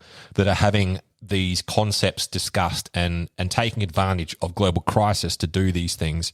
A lot of the targets that they're talking about are like climate impact and basically Using that as smoke and mirrors, definitely, So to push their it agenda. It depends though, because you don't really know the intent or the agenda. And I haven't read any of the minutes for the meetings or anything like that, so I couldn't comment on what I think it would actually be because I'm not educated enough in that sense. But I would say that the intention that they've portrayed it as is good intentions, but they're using a global impact an effect. Global effect is probably the best way of putting it. Instead of having segregated economies and segregated social groups, I'd say they're trying to pull everyone in globally to try and reduce the impacts that these global crises have.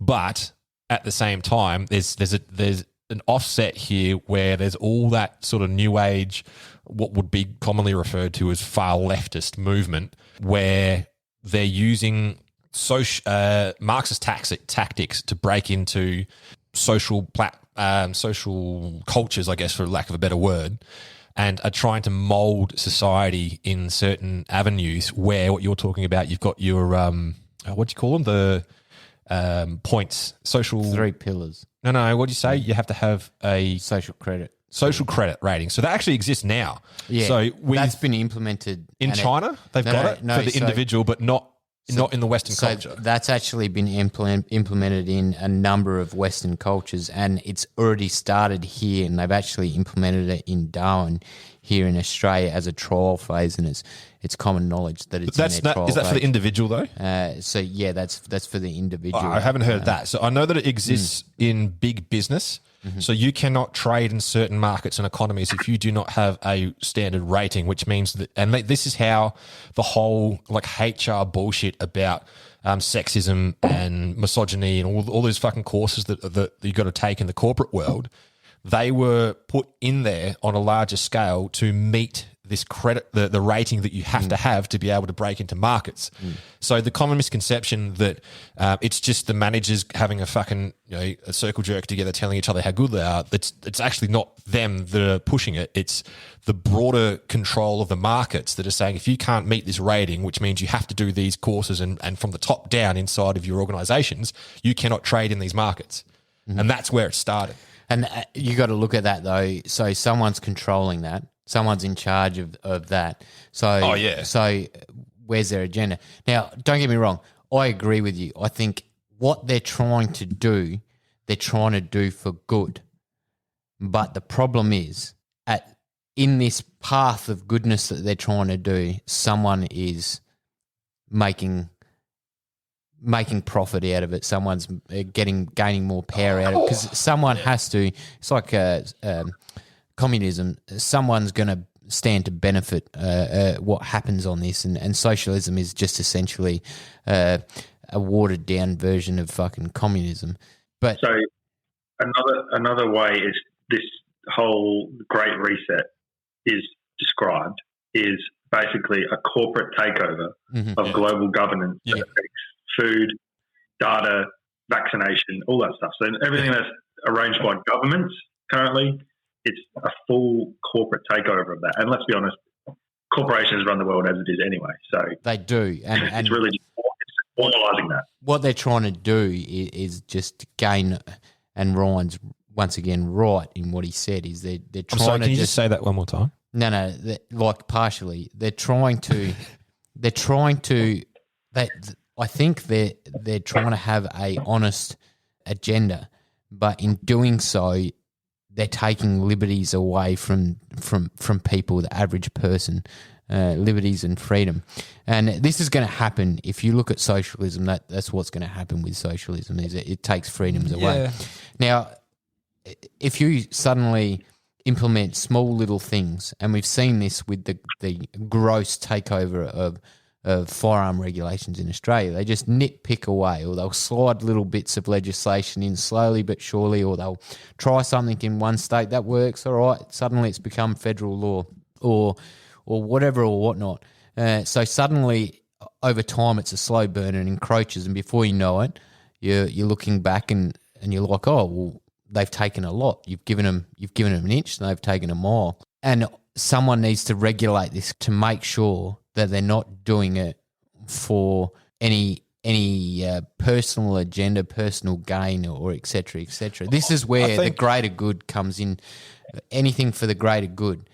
It's about perspective. I think that they are doing it for like in their own agenda. Like whether intent is positive or not, what they're doing is getting what is incredibly complex social structures that have been tried before and have failed hopelessly. And for some reason, people think that they'll get it right this time, which is fucking bullshit. Like the whole communist thing, socialist thing, it's all been done before. We know that capitalism is not the perfect option, but it's Neither the best is we got democracy. now. It's Well, not. it's not a perfect. it's not perfect, but it's the best we got. It I think is. the main issue that I've got with the way and the direction that this type of thing goes in is they're taking the responsibility away from the individual. So you're instead of trusting the individual to make the right decision, they're implementing bullshit fucking, like you got to look at what's going on over in Canada and just all the bullshit that goes on. If you have half an idea and you listen to the appropriate and credible resources to have half an idea of what's going on over there, you'd be shaking your head going, fucking what? And that what it is doing is taking away like you said, freedom, but it's freedom to be to start with, to be a person, to have a voice, to be able to say something. And it's taking the perspective and subjective opinion and view of someone else and putting that onto you, and you're suffering for it. So no longer you have freedom or liberty. Yeah, all it's doing is getting all the responsibility and decision making from you, putting it on someone else. And if they decide that you're doing the wrong thing, whether your intent is right intent or wrong intent, you're going to get punished for it. And this is something that baffles me because just before at the start of this conversation, you said that you think it's a load of shit. So where do you actually lie in this, knowing and seeing? We can all see what they're doing, and they're eroding things slowly. We can see that now. Whether they change names on what the company's called, or they change a law and they make it worded a little less aggressively, so it becomes a little more accepted. Well, if I can clarify, we can see that happening. So when I said it's a load of shit, I mean like the full. To me, like the full conspiracy theory, where when you say they, who is they? Like, are you talking specifically this group, or are you talking about they as an authority figure? Well, so you want to break the group down. It's the 1,000 members are actually the most powerful companies in the world, but it does boil down to one company, which is BlackRock. BlackRock actually owns basically either shares or the major shares in most companies, most major companies in the world, including banks. It's actually quite disturbing. I personally think that they have changed company names. I don't know. I don't know if this title BlackRock has not changed or has changed. I don't know that. But over and over again, you hear the same story, and the name might change, but it still might be the same person behind it or same people behind it. Yeah. And regardless, we know that the world is run by these oil oil giants and media giants and this and that. And But do we though? Like, this is what I mean. Like, well, we do. We know that they go to a summit to discuss the world's climate. Yeah. And I'm not talking about weather. I'm talking about the where the world's at. And the state of world affairs. And we know that they network to benefit themselves within each other, because that's smart businessing, and we'd all fucking do it if we were in their position. We know that they move chess pieces around. Like BAE has sold $152 billion worth of military equipment to Saudi Arabia. We know that. We know that they've pushed pieces around the world. Now, whether they go, we know that this stuff that we're selling is going to be used for good or bad. Who cares? You're a company. You're making money. Sick. Fucking, you're going to Barbados for the weekend. Who cares? But at the end of the day, I think someone in their company knows that, okay, if we sell this to this person or do this to this person or change this to this country, that suddenly it has a ripple effect. Yeah, look, I think the issue that I've got is you said a lot of we knows, and the reality is we don't. Well, because we get to this is the good thing about being us and somewhat half intelligent people is we get to and having the social media that we have, we get to see every aspect from the left, the right on social media, from companies on the internet, from Freedom of Information Act, and we get to be a little bit almost like a detective, and we get to start breaking down these things for our own mind to see in our own. But we don't own mind. And yes, it's still a speculation. But I think that's a fair enough statement. I think it's a fair enough statement to say that most people would know that corporations are what control things in the world. Yes. I don't think that's too far reached for the majority of people. No. Yeah, I think you have to be a dumbass. Really. Yeah, I'm not disputing that. What I'm saying is we don't know intent, and what you're talking about as reference points is one of the most heavily censored forms of communication that exists. So to say that we can go and find stuff on the internet and Facebook, it's just that's where social media is great and the internet is great, because people, whistleblowers, or people, companies, you get to see it from all sides. You really do, and you get to see the progression of these companies, which then confirm almost your beliefs of what you get to read on, whether it's within a week or whether it's in a month or a couple of years' time. You get to go, oh yeah, I thought this company would do that or wouldn't do that, and then a few years down the track you get to see it. You get to go. As in, you're saying if a company progresses and is profitable and successful, that means no. I'm talking about changing, like moving the chess pieces around globally. You get to see all that. You do. Yeah. Look, I think for me, my perspective is the machine is far too big and far too complicated to be able to have a 20-minute statement on the workings of it and to come to any sort of understanding. You've got a lot of assumption in there. It's definitely complicated, but no, it's not assumption when it happens. When you have a hypothesis and then it happens in the world, like even if it's years down the track. Yeah, but what's your hypothesis? Like, what is it that you're hypothesizing? Well, and how like Caleb just said, we know that companies control the world.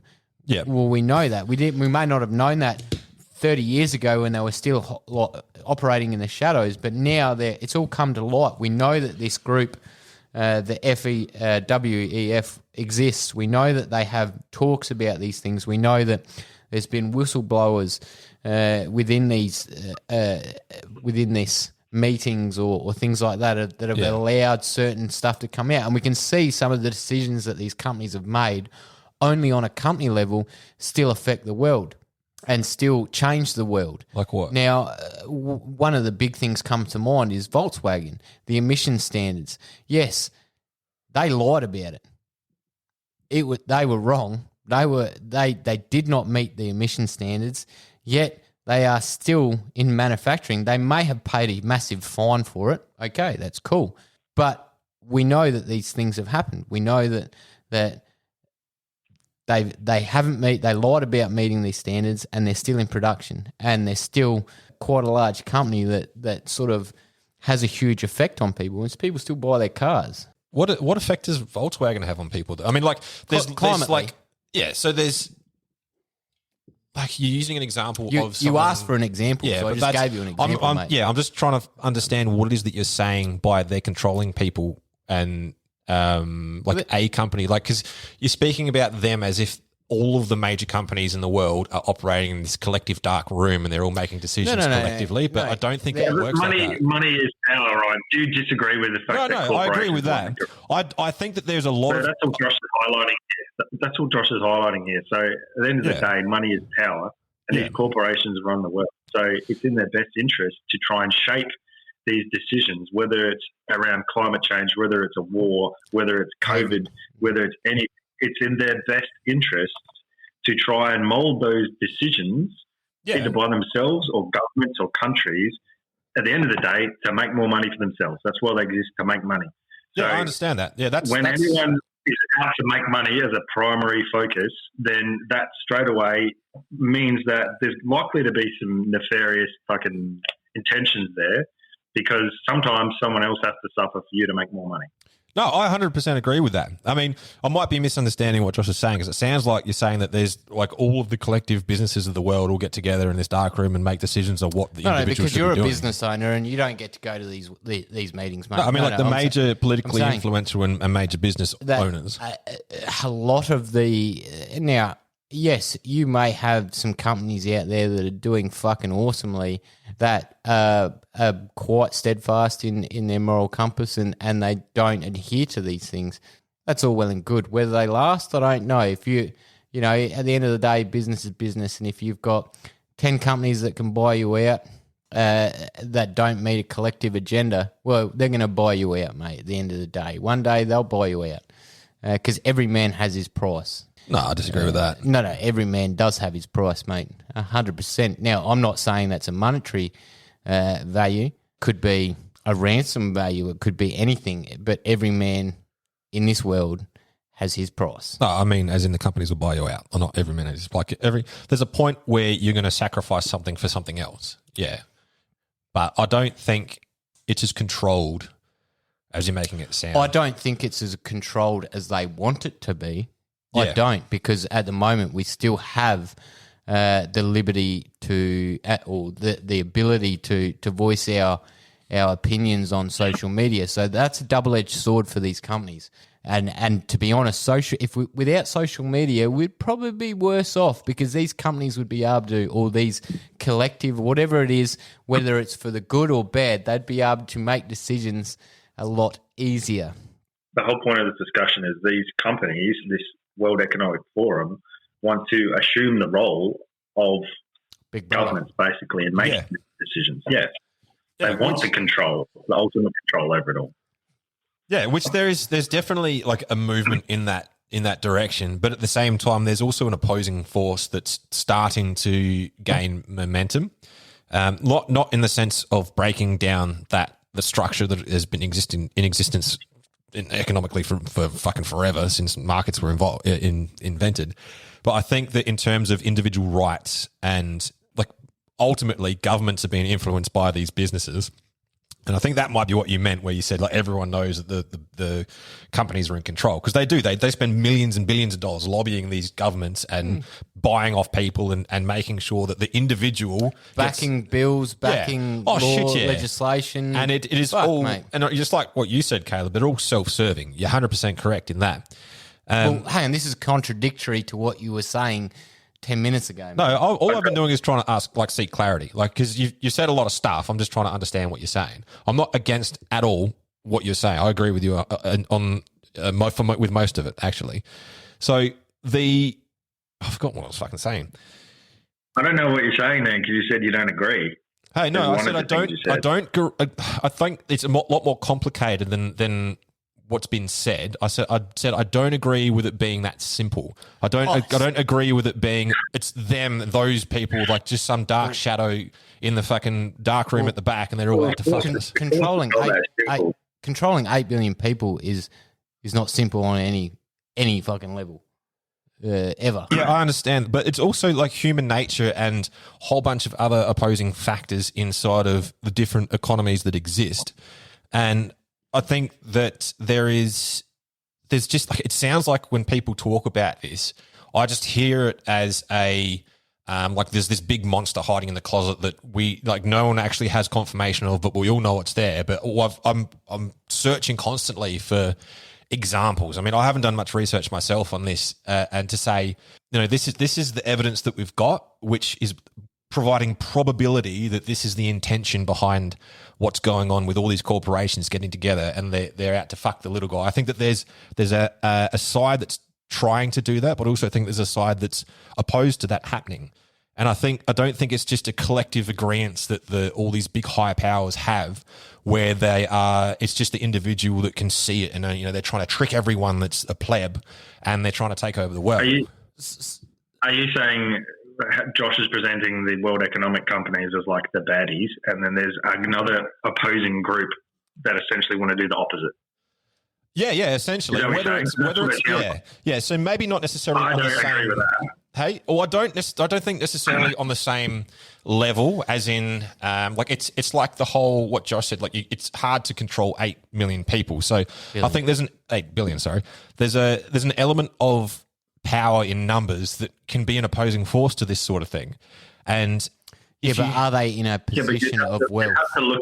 You have to look at who's actually involved in this World Economic Forum, and look at what companies there are. And if it is literally all the biggest that exist in the world that has the majority of power, then it doesn't really matter what opposes it. Whatever they want is going to happen ultimately, because they have all the money and therefore all the power. Yeah, I mean, I just don't believe that. I don't I suppose I've got nothing much to back that up. I couldn't look at the world in that way.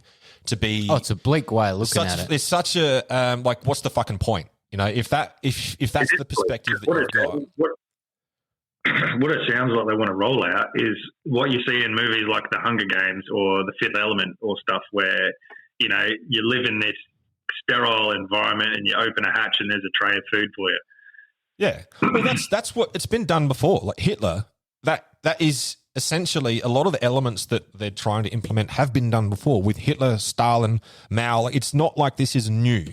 So it might be on probably a broader scale than the pockets of previous examples that we've had. But humans have seen this before, which is why I think that there's a potential to counter it. Not quite on the world reach that it's got at the moment, because of we have you can pick up your phone and ring fucking Chris Heenan in the States in 2 seconds.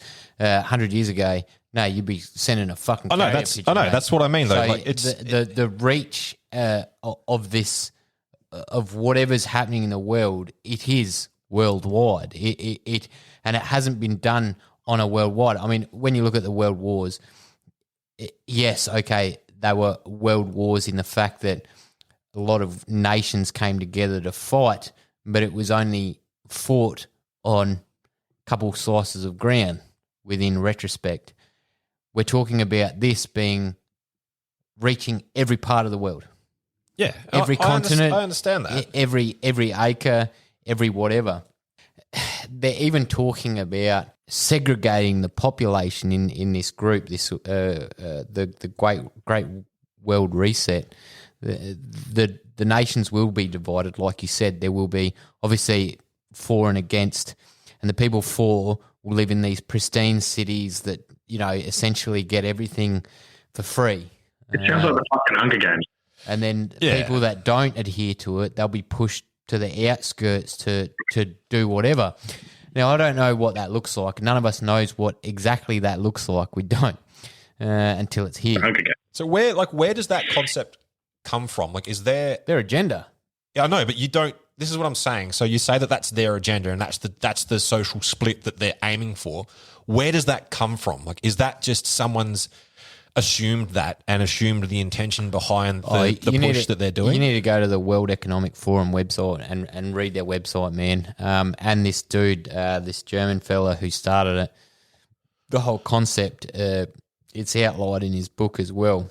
And they're trying to create a utopia. So I think you're right. They're not trying to do it for bad reasons. They're trying to do it to bring everyone's quality of life to a standard, which is communism. At least that's how they're presenting it. Yeah. Which is communism. But the thing is there will, if that happens, there are always people above that are benefiting out of it, man, because they're the ones that are pulling the strings. It's like the way I look at it, it's almost like a platoon.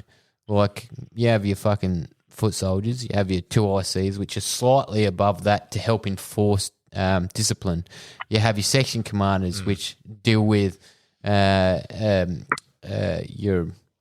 logistics on a basic level and enforce discipline. Then you go up and further in scale. So there's still going to be tiers of society if we go down this route, and that is socialism. It's going to have tiers of society. Look, I think like, on all of that, if it did get like on an individual scale, you personally, where would the line be where you'd be like, I mean, see, this is the thing, and why in these topics I always bring up firearms in some way. Yeah. And that's because as soon as they're taken away, you know that the next thing coming is not that great because you have no way to fight back in a literal sense. You can only fight back in a figurative sense.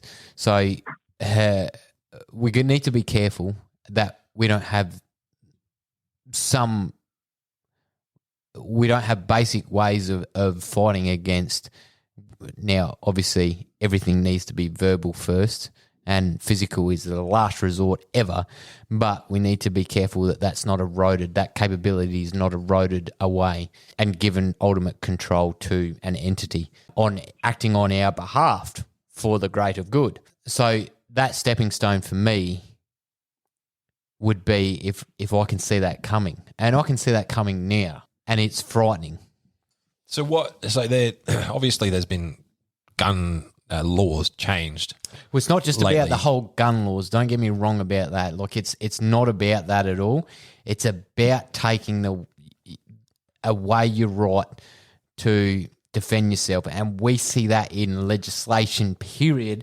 Without any form of physical aid, we see that period here in Australia. A burglar. Yeah, that fella can break into your house, right? Throwing fucking cheeseburgers at you. So he can have malicious intent, break into your house to go steal his shit while you're at home, and if you fucking clocked him with your fist, he can take you to court and sue you. Now, that's when shit's fucked up. Now, that's when he gets off scot-free in that case, that's when you know, okay, something's at foot. Something doesn't smell right in our law. Something's a bit fucking skewed. Now, then the next progression of that might be maybe martial law or something like that. Say if a disease strikes us and they cut borders down. Okay. That's only ever been done in wartime area, like wartime sort of situations. It's never been done outside of a wartime situation. And you can't say that we've never had a virus in the world either that spread like COVID, because we have. Still wasn't done then. Yeah. Now, I understand. We're a bit smarter now, a bit wiser. Some things, needed to happen to control the flow of people, but not to the point where it is authoritarian. You know, so that's starting to smell a bit fucking shifty in itself. So then we move on. So this is what it looks like to me. What does it look like to you? Where's that point? No, I think probably to rephrase my question is where is the point where you yourself would make an effort to, you know, in quotations, rise up, like on you personally? At what point would you go, nah, fuck this, I'm grabbing my gun and I'm taking to the streets? Like, where is the line? Getting a caravan and a fucking 79 on a boat and fucking off. Yeah, but I'm talking about, because you're talking doing about it now. like, say, martial laws introduced and whatnot, like it's government versus the people, or governments which is being manipulated by the higher powers. I don't know what that looks like for me, mate. And to be honest, personally, I would like it never to get to violence. Violence is the last resort, and I wish it upon no one, and I certainly don't wish it upon this country ever. So let me rephrase. Not take your gun. Like, at what point would you go to rallies and when you try to make a difference in the direction that things are going? Well, I started a podcast 2 years ago with you two clans. That's not fucking making a difference politically. Those in radio land, I hope we are making a difference Oh, to the way you think. So Well, yes. hopefully. Yes. I mean, the reason why I asked that, and probably the same to you, Caleb, actually, before I go on, like, do you have a point where Caleb's you would- bored. He's doodling. Right. He's like, I don't know anything about this topic. I'm going to fucking doodle. I'm just listening to you two go around in circles.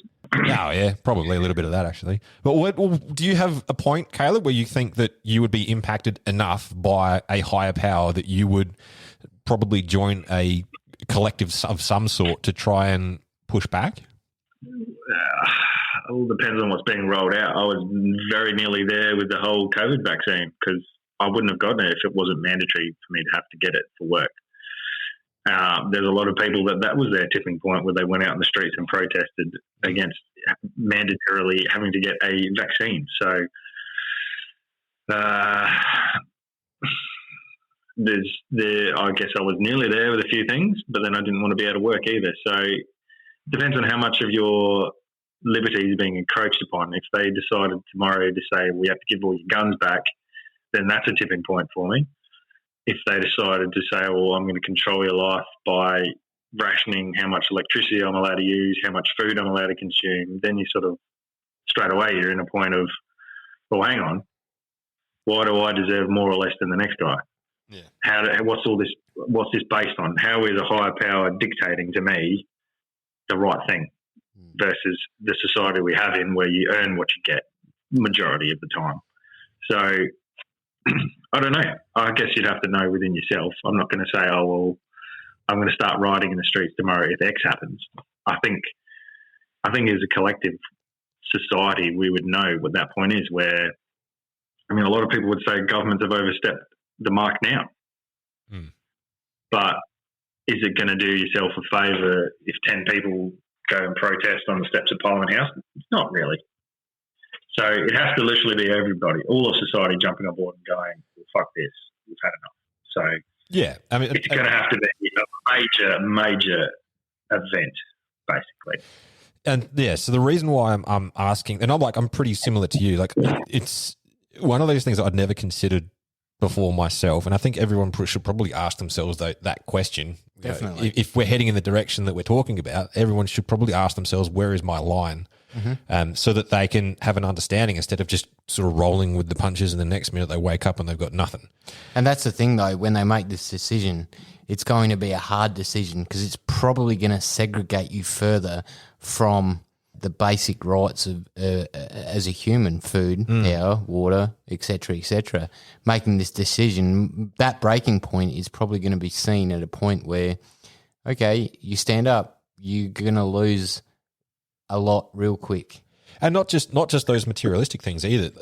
I mean, COVID was a good example of people who reached that point for them personally, and then they lost friends and lost social groups because they were painted by the politicians as being like nutters, like a negative light. So once again, that's that split and that division intentional, of society. Look, I was not trying to bring upon an argument between us three or anything like that, but it's not an argument, it's discussion. Just reading about it and watching a few things about it, it brought it to light in my mind. And the other night, I actually did some reflecting with my father, old Poiter, and I was like, "Oh, mate."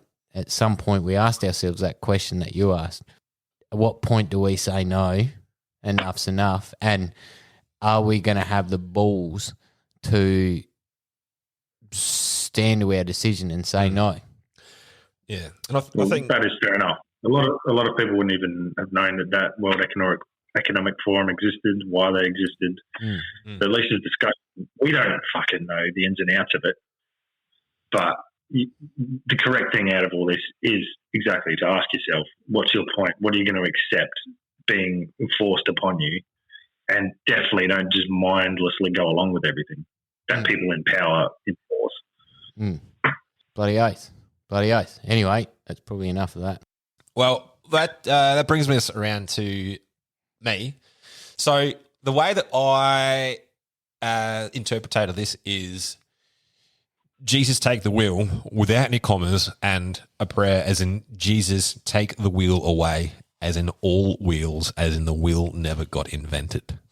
So think about that for a little bit. Jesus takes it away. Yeah. Jesus take the wheel away. If Jesus came out and just went, snapped his fingers, and all the wheel, the whole concept of the wheel, had never come to light, how would the world look?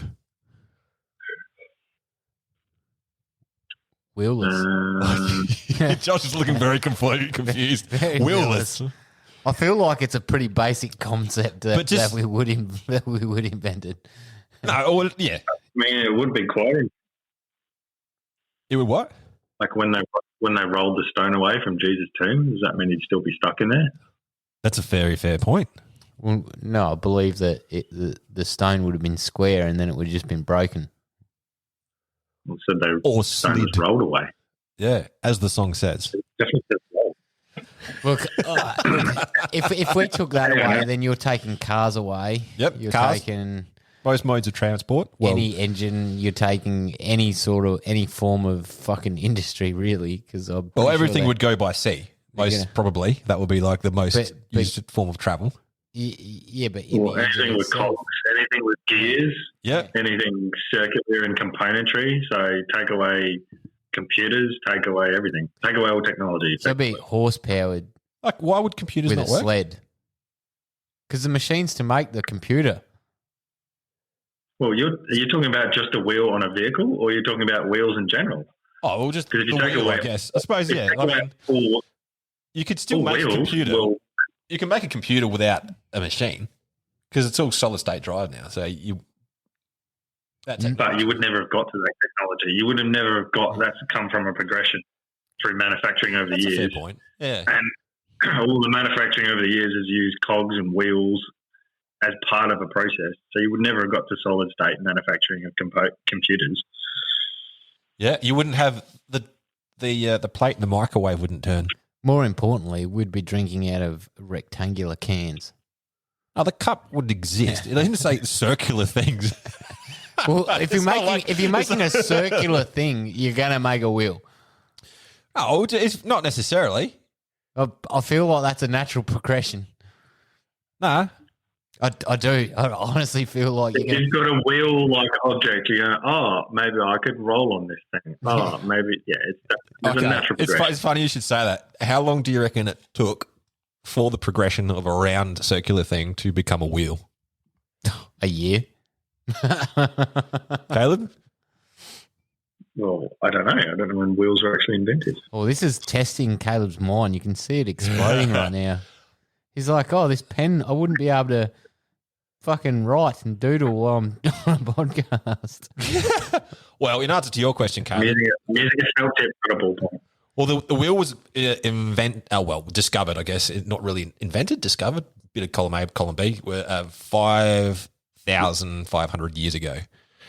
But the first, allegedly. So the world's 7,000 years old, so it took fucking couple thousand years to invent the wheel. Yeah, great. Well, the first wheel was actually a potter's wheel. It wasn't like someone rolling something down the hill. The first wheel that was like, well, allegedly, because, a while ago. But they reckon that the span between the potter's wheel being invented and it being used for like vehicles and rolling is 300 years. It took 300 years for someone to get a potter's wheel and put it on its edge and roll it down a hill. That's disturbing. Like widespread, I'm sure someone went, oh, I could join two potter's wheels and ride it down a hill. No, well, because the concept didn't exist. So it was like newly discovered, like in quotation, technology. So it was, I don't know if I'm pronouncing this right, Mesopotamia. Mesopotamia. Yeah, that's the one. Mesopotamia, Yeah, in the Bronze Age, actually, the wheel was like discovered to be used in for vehicles and transport, I guess, as such. Which was It's in horse and cart style, oxen, or whatever they used. Or just for anything. I think chariots, was the first form, like ox and cart. Like when I say chariot, I mean like a horse-drawn something, like you're saying, like what are they? Horse-drawn carriage. Yeah, for that mode of transport. But they were building, like they had metal alloys before the wheel was even in that sort of type of use, and they were building canals and sailboats and even musical instruments with them. So it for the concept that we take so readily, it actually just there was a world that existed without it. Definitely. And look, I think that world certainly looks like there would have been more heavily populated areas around ports if that was back then, because obviously then you can transport things by carrying it or whatever. So, yeah, I can definitely see how, just carrying something and then putting it on a boat to transport it and create some, what do you call it? Import-export sort of industry. Yeah, boats would be fine. Sailboat, yeah. Keeping in mind back then that there was no, the countries were incredibly segregated and cultures and races were all pretty well segregated for the most part. I mean, there was definitely changing of slaves and some trading and that sort of thing. But see, this is something that baffles me. So the way they moved the stones in Egypt, they actually used logs, cylindrical logs, to move them along the ground. So you're looking at that as a pretty basic concept of a wheel, essentially. Are we though? Well, yes, we are. Yeah, the concept's there. It's circular. It creates less friction. It's like saying slipping over. It's like saying slipping over on gravel is a basic form of a wheel. No, not at all. But the Egyptians had chariots in the era that the pyramids were built. Yeah, that's true. But, so we're talking before then. But okay, so I feel like anyone that cut down a tree and whittled it to a cylindrical object within those years would have cut one end off and gone, oh, this is a fucking circle. Oh, and as you do when you cut a bit of timber off, it rolls. You're like, oh, fuck. Well, maybe, just maybe. What was first, plates or wheels?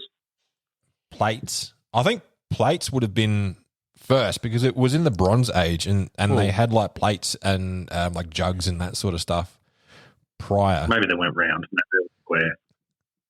Maybe they were just some weird sort of round, but not really. Because, I mean, it was a potter's wheel that existed. I mean, you'd assume that they'd made clay wheel pots and plates and all that sort of thing. So, well, they made a wheel with a potter's wheel.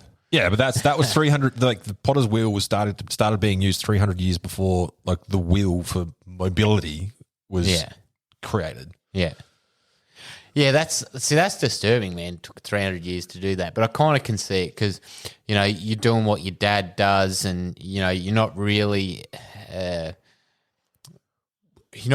change. Back then, you're sort of more into what do they call it? Your dogmatic sort of environment where you're not exposed to anything. You just know what's in your immediate surrounds. Yeah, it's tradition. You're more. Within the lines of tradition and, it's fucking voodoo to go outside of that. So I can sort of see them, don't invent anything fucking too crazy, too quick because we won't like it as a society. Scientists back then were murdered for being witches. Well, yeah, just before that. But yeah, you were probably shunned out of your fucking village. Actually, the movie that comes to mind is, what's that? It's got Jack Black in it. Fuck. Oh, and the dude from Year One? Sex Drive. Year One or whatever it is. Yeah. How he gets shunned because he's like, oh, my mind is fucking crazy with all these ideas. And then he tries to shoot that fucking ox with his bow and it just bounces off. And then he obviously meets Cain and Abel, and then Cain kills Abel. I love how they put biblical references in slapstick movies like that. I get a little bit of a giggle every time I see something like that because there's a fair few of them. Oh, look, it is quite funny, to be honest. Well, I mean, it's funny that you'd say the concept of a log being rolled down a hill because what they would do is build sledges, which is actually like a sled that goes on land, but they'd also get the two sticks with canvas or material between them and put them on the back of a horse and drag stuff. So it's if you're getting a log, the concept that the person will be thinking of is putting it lengthways to drag it, not I need to put something on here. So it's interesting. You wouldn't think it would take 300 years to bridge that gap. like to make an axle and then a fucking wheel. Oh fuck, man! You know what? Like, there could have been someone that did it on a farm in the middle of nowhere that it just didn't take off. But I think like Didn't take off. Just didn't take off. It's They like didn't have- they didn't fucking have fucking Brian building his Instagram. wheels over there like a weirdo. Yeah, look, it's hard to imagine that, dude. Like the way you describe it and the way, you know, a world without wheels, you know, like there'd certainly be a lot more back-breaking labour, and certainly the average age of life would probably have been 40 or 45, which is contradictory to the Bible, but yeah. Yeah. Just isn't it 600 years that everyone was living till back then or something? That's plenty of time to invent the wheel. Jesus capped it a while back at 120, but yeah, there was some guys in the like a biblical sense that lived to 600 years or so. Yeah, yeah. Which, yeah, look, I wasn't alive back then, so I don't know. That's well, it's so funny you bring up Jesus because this is That's our topic. Hey. It's our topic. Jesus, take the wheel. Yeah. No, well, that's a fair point, actually. The whole topic is a segue. In my looking up on things and researching this one, I came across fire because there's all different things that man's discovered or invented. How long ago do you think that man discovered fire? Did they discover it? Because I feel like there was a lightning strike that started fire that they would have been like, oh, if we collect embers, we can have warmth whenever we want. I think probably let me reword that to man being able to control fire. Like I think man discover is not the right word. You're right. You're telling, well, Caleb is intrigued because his face. So you're telling the story. I said, man made fire. When did they make their own man fire? made fire. Not- So, well, like, this is what I don't understand. Like, how the fuck do they know this? Like, how do they go? Well, this was the approximate year that man discovered how to make fire. Like, Because cunts didn't die of hypothermia. but how do they know that? This is. I'm questioning everything right now. But there's 4,000. When you die, and I'm the last one standing, and you both die, I'm going to write in my ledger, and that ledger will go into a time capsule in the ground, and people will discover that ledger and be like, "Oh, we now know when the great Ryan and Caleb died." I can see them pulling it out now, and they open it and they go, "Dear diary, I outlived Caleb. Fuck you, bitch. Ryan made a funny joke today. I thought he was going to die of laughter. No luck." Oh shit! The answer is 400,000 BC, by the way, because I know you guys are hankering for that. You're on the edge. Oh, so Gee, It only took- timeline in the shade, doesn't it? it only took us 400 years to fucking create fire. Woo! 400,000 BC. 400, whatever it is. When did the world start? When did Well, you're saying the world's 7,000 years old. Ryan's saying that fire was created 400,000 BC. So there's a bit of a discrepancy.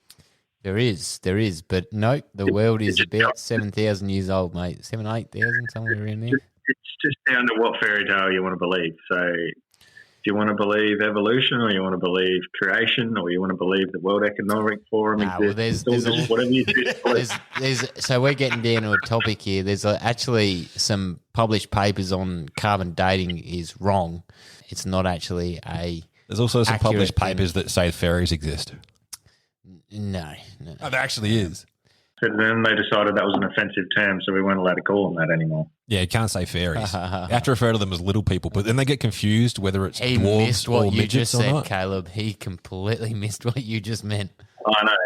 I know. Little people. Fairies. It's all good. I don't like the time delay. No, I understand what Caleb said. Oh, well, your joke didn't make sense then. It made sense to a couple of listeners that are pissing themselves laughing right now. Oh, shit. Yeah, Zach. Yeah, Zach. Shout out to Zach. Thank you for laughing. At least someone does. Yeah. Put yourself back in that era, man. Do you reckon you would have survived? I think 7,000 or 400,000? Can you please specify? I don't think you would have Are survived. we going by either. evolutionary terms or the biblical terms here in how far back Oh, we're going? let's create a standard. We'll just say biblical. How far back?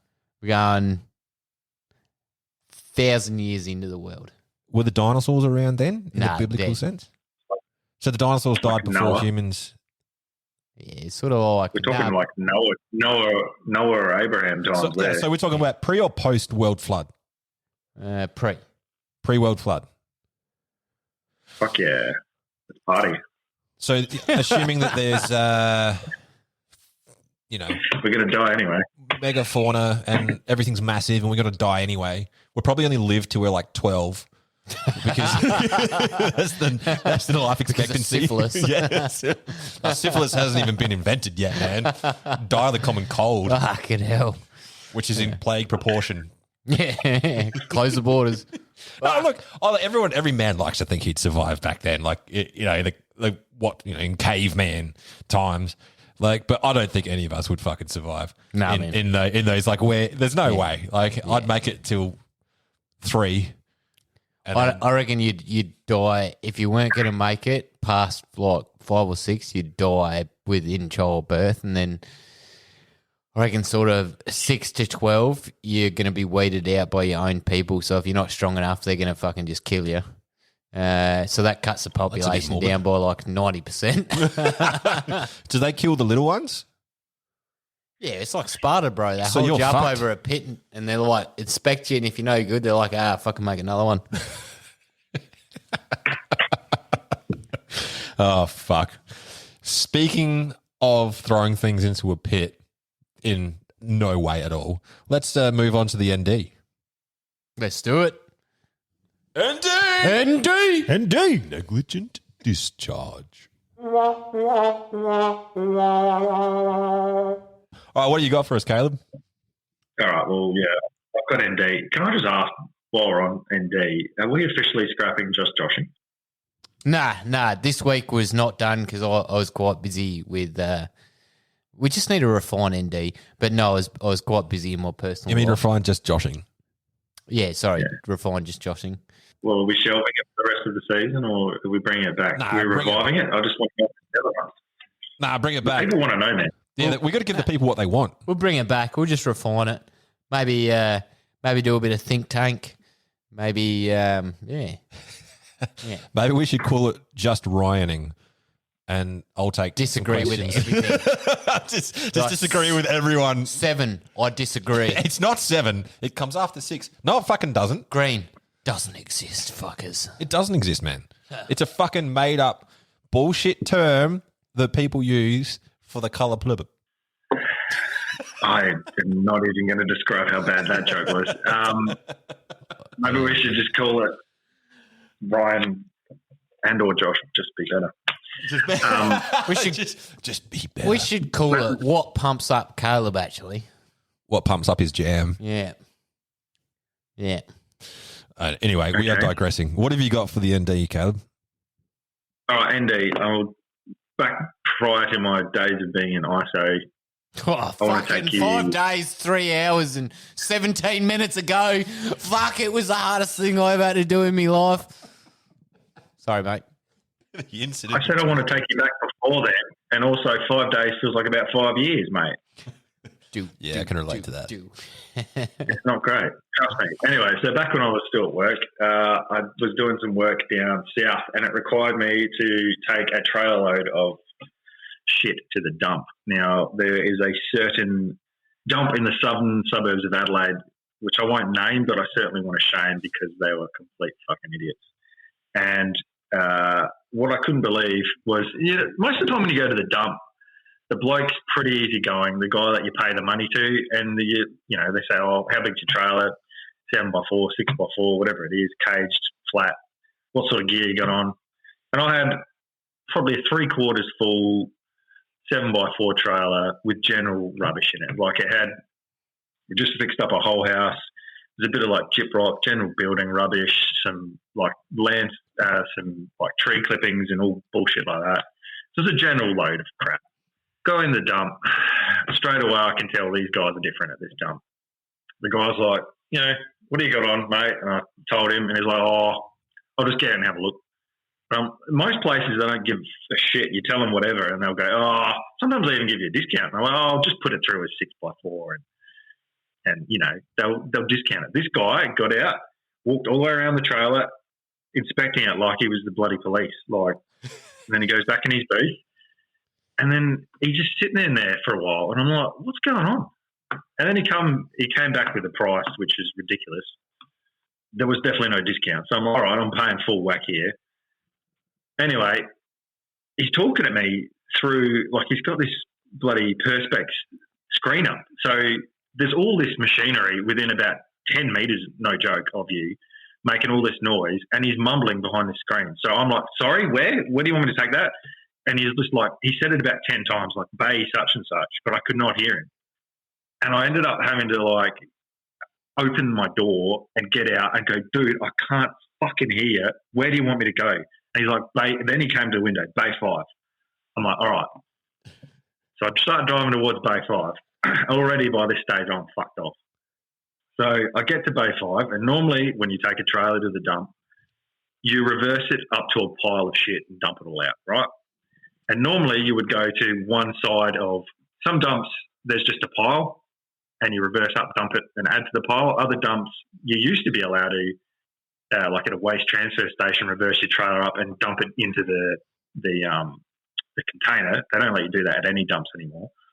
But you go to one side, so you're not in everyone's way. You don't go in the middle of a bay. You go to one side. So I thought, when I rocked up, I would go to one side, which was a logical place, out of everyone's way. There was excavators and everything going on. And as I'm doing that, a dude in an excavator rocks up and starts yelling at me out his window. And I'm like, sorry? And I can't hear him again because there's all this noise. My car's on, his excavator's on, all the noise of the dump going on.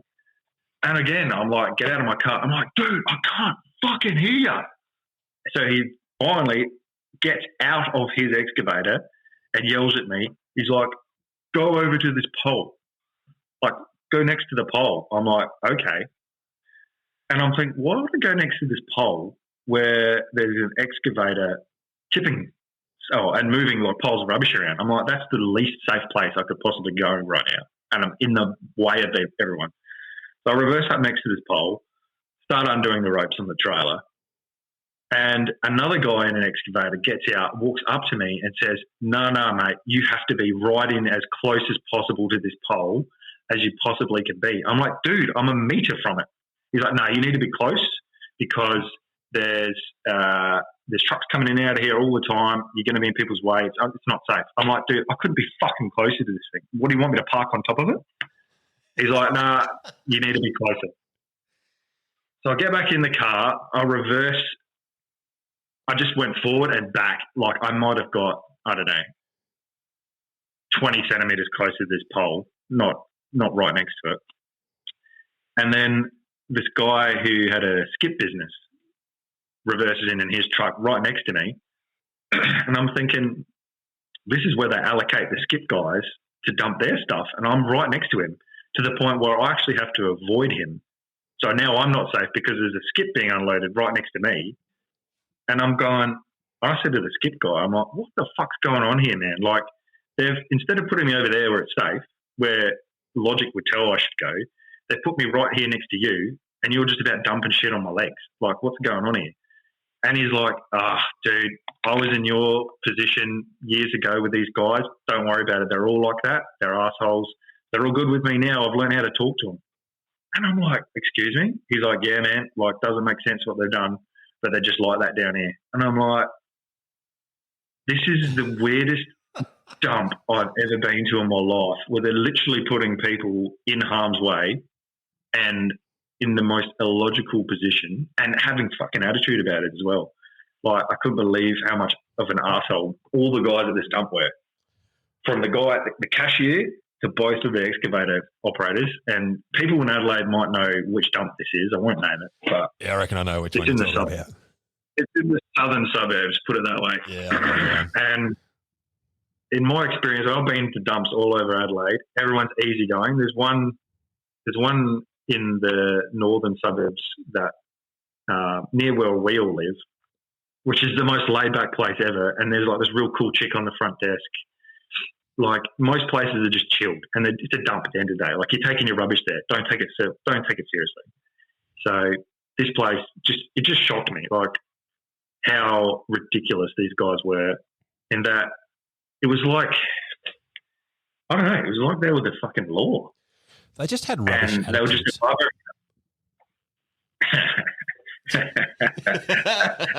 Yeah. All right, I'll pay that one. They really did. I just couldn't believe how obnoxious they were and how illogical it was where they put me to empty this load of rubbish. Just could not believe it. Anyway, I think I just needed to get that. You need off to my vent? chest. Yeah, hard is it? It's a dump. In the That's, bin and go. that's the problem. Like, if you get too many blokes that like swinging their dick in the same place, but their roles are sort of autonomous to a certain degree, that's what happens, man. Look, I got a feeling it's because you got out the car to at the start to listen to the cashier, and you're probably at that stage, knowing you being short tempered, you're probably like, You did it can't to fucking yourself. hear.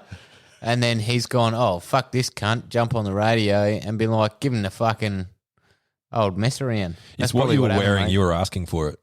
To be honest. So right from the start is your first problem, I reckon. Nah. Getting out your I car. hear what you're saying, but not when I was talking to the skip guy who'd been going there for years. And he's just like, yeah, they're all assholes here. And Yeah, 'cause until they know you, He was probably in the same boat. yeah, he was. He said that. He said he got the same treatment until they knew him and he got to know them. And now he dances around what they want. He's like, you just got to do what they want, man. Yeah. You got to know how to talk to them, is what he said to me. Yeah, when you see, that's not acceptable, really, when there's heavy machinery cracking around. But at the same time, their minds, they're probably thinking, "Oh, this is the safest place." But that's no excuse. It literally wasn't, man. Like, if Ryan knows the dump, where they sent me is literally where there was a thoroughfare of trucks and excavators, and I was sticking out into all of it, and a skip bin was being emptied right next to my trailer, and I could have been about 10, 20 metres away from all of it, just against a wall, reversed up, unloaded all my rubbish. And however much rubbish I've got on board, they've got excavators, and it would take them about 2 seconds to shove it all back in the main pile. Is this the one on It Bundy was Road? Bundy Road. No, I'm not telling you where. I'm not telling you what one it No, was. I'll so tell it you is. afterwards. So it is. But they're a bunch of fuck. It's not. They're a bunch of fuckheads. Hey, so further south. Nah, Bundy Road. Yeah, We're that's not- your we're not first getting problem, this. man. You're like 30 seconds away from the fucking city. They're fucking idiots. Yeah. Yeah, just Nah, look, I was lucky. I Anyway, only ever that- had to like dump Oh, green yeah. waste there, man. And like it wasn't that bad. They just like said, "Oh, go over," and it wasn't even near a bin or anything. They were just like, "Go over," sort of out of the way of everybody to this pile, random pile that they created. And I was like, "Yeah, sick." So I was in and out, and yeah, didn't have a drama with them. I don't know what dump you're talking about, but that's I think not it's the one I Bundy went to. Road. I think it's on Bundy. It's not Bundy Road. No, nah, I can't remember where it is, but I know the one that you're talking about because it doesn't matter. yeah. Anyway, look, I think that is us for this episode. Unless you gentlemen have got anything else you want to add, do you feel lighter, Caleb, after letting us know? I think that's why I got COVID. I think I lowered my own immunity just by holding onto that negativity for several weeks. Yeah, your chakras were definitely paying for it. You need to get some sounding bowls and light some incense, mate, just to get center your chi a little bit more. You need to get some pep in your step. Let's go fucking hunting or fishing.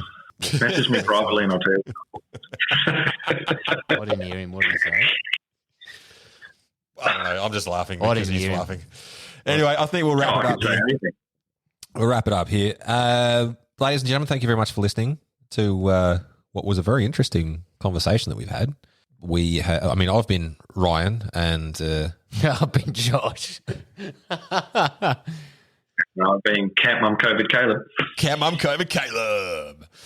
But thank you very much for listening. We very much appreciate it. Hit us up on the Instagrams. We're also on Facebook.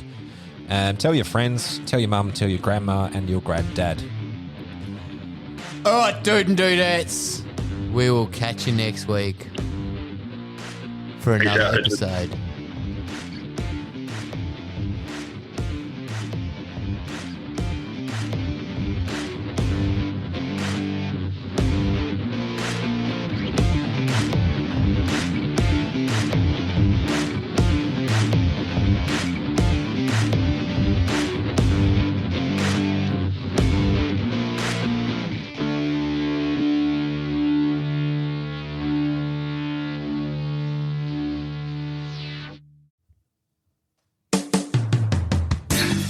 G'day, dude and dudettes. Josh here.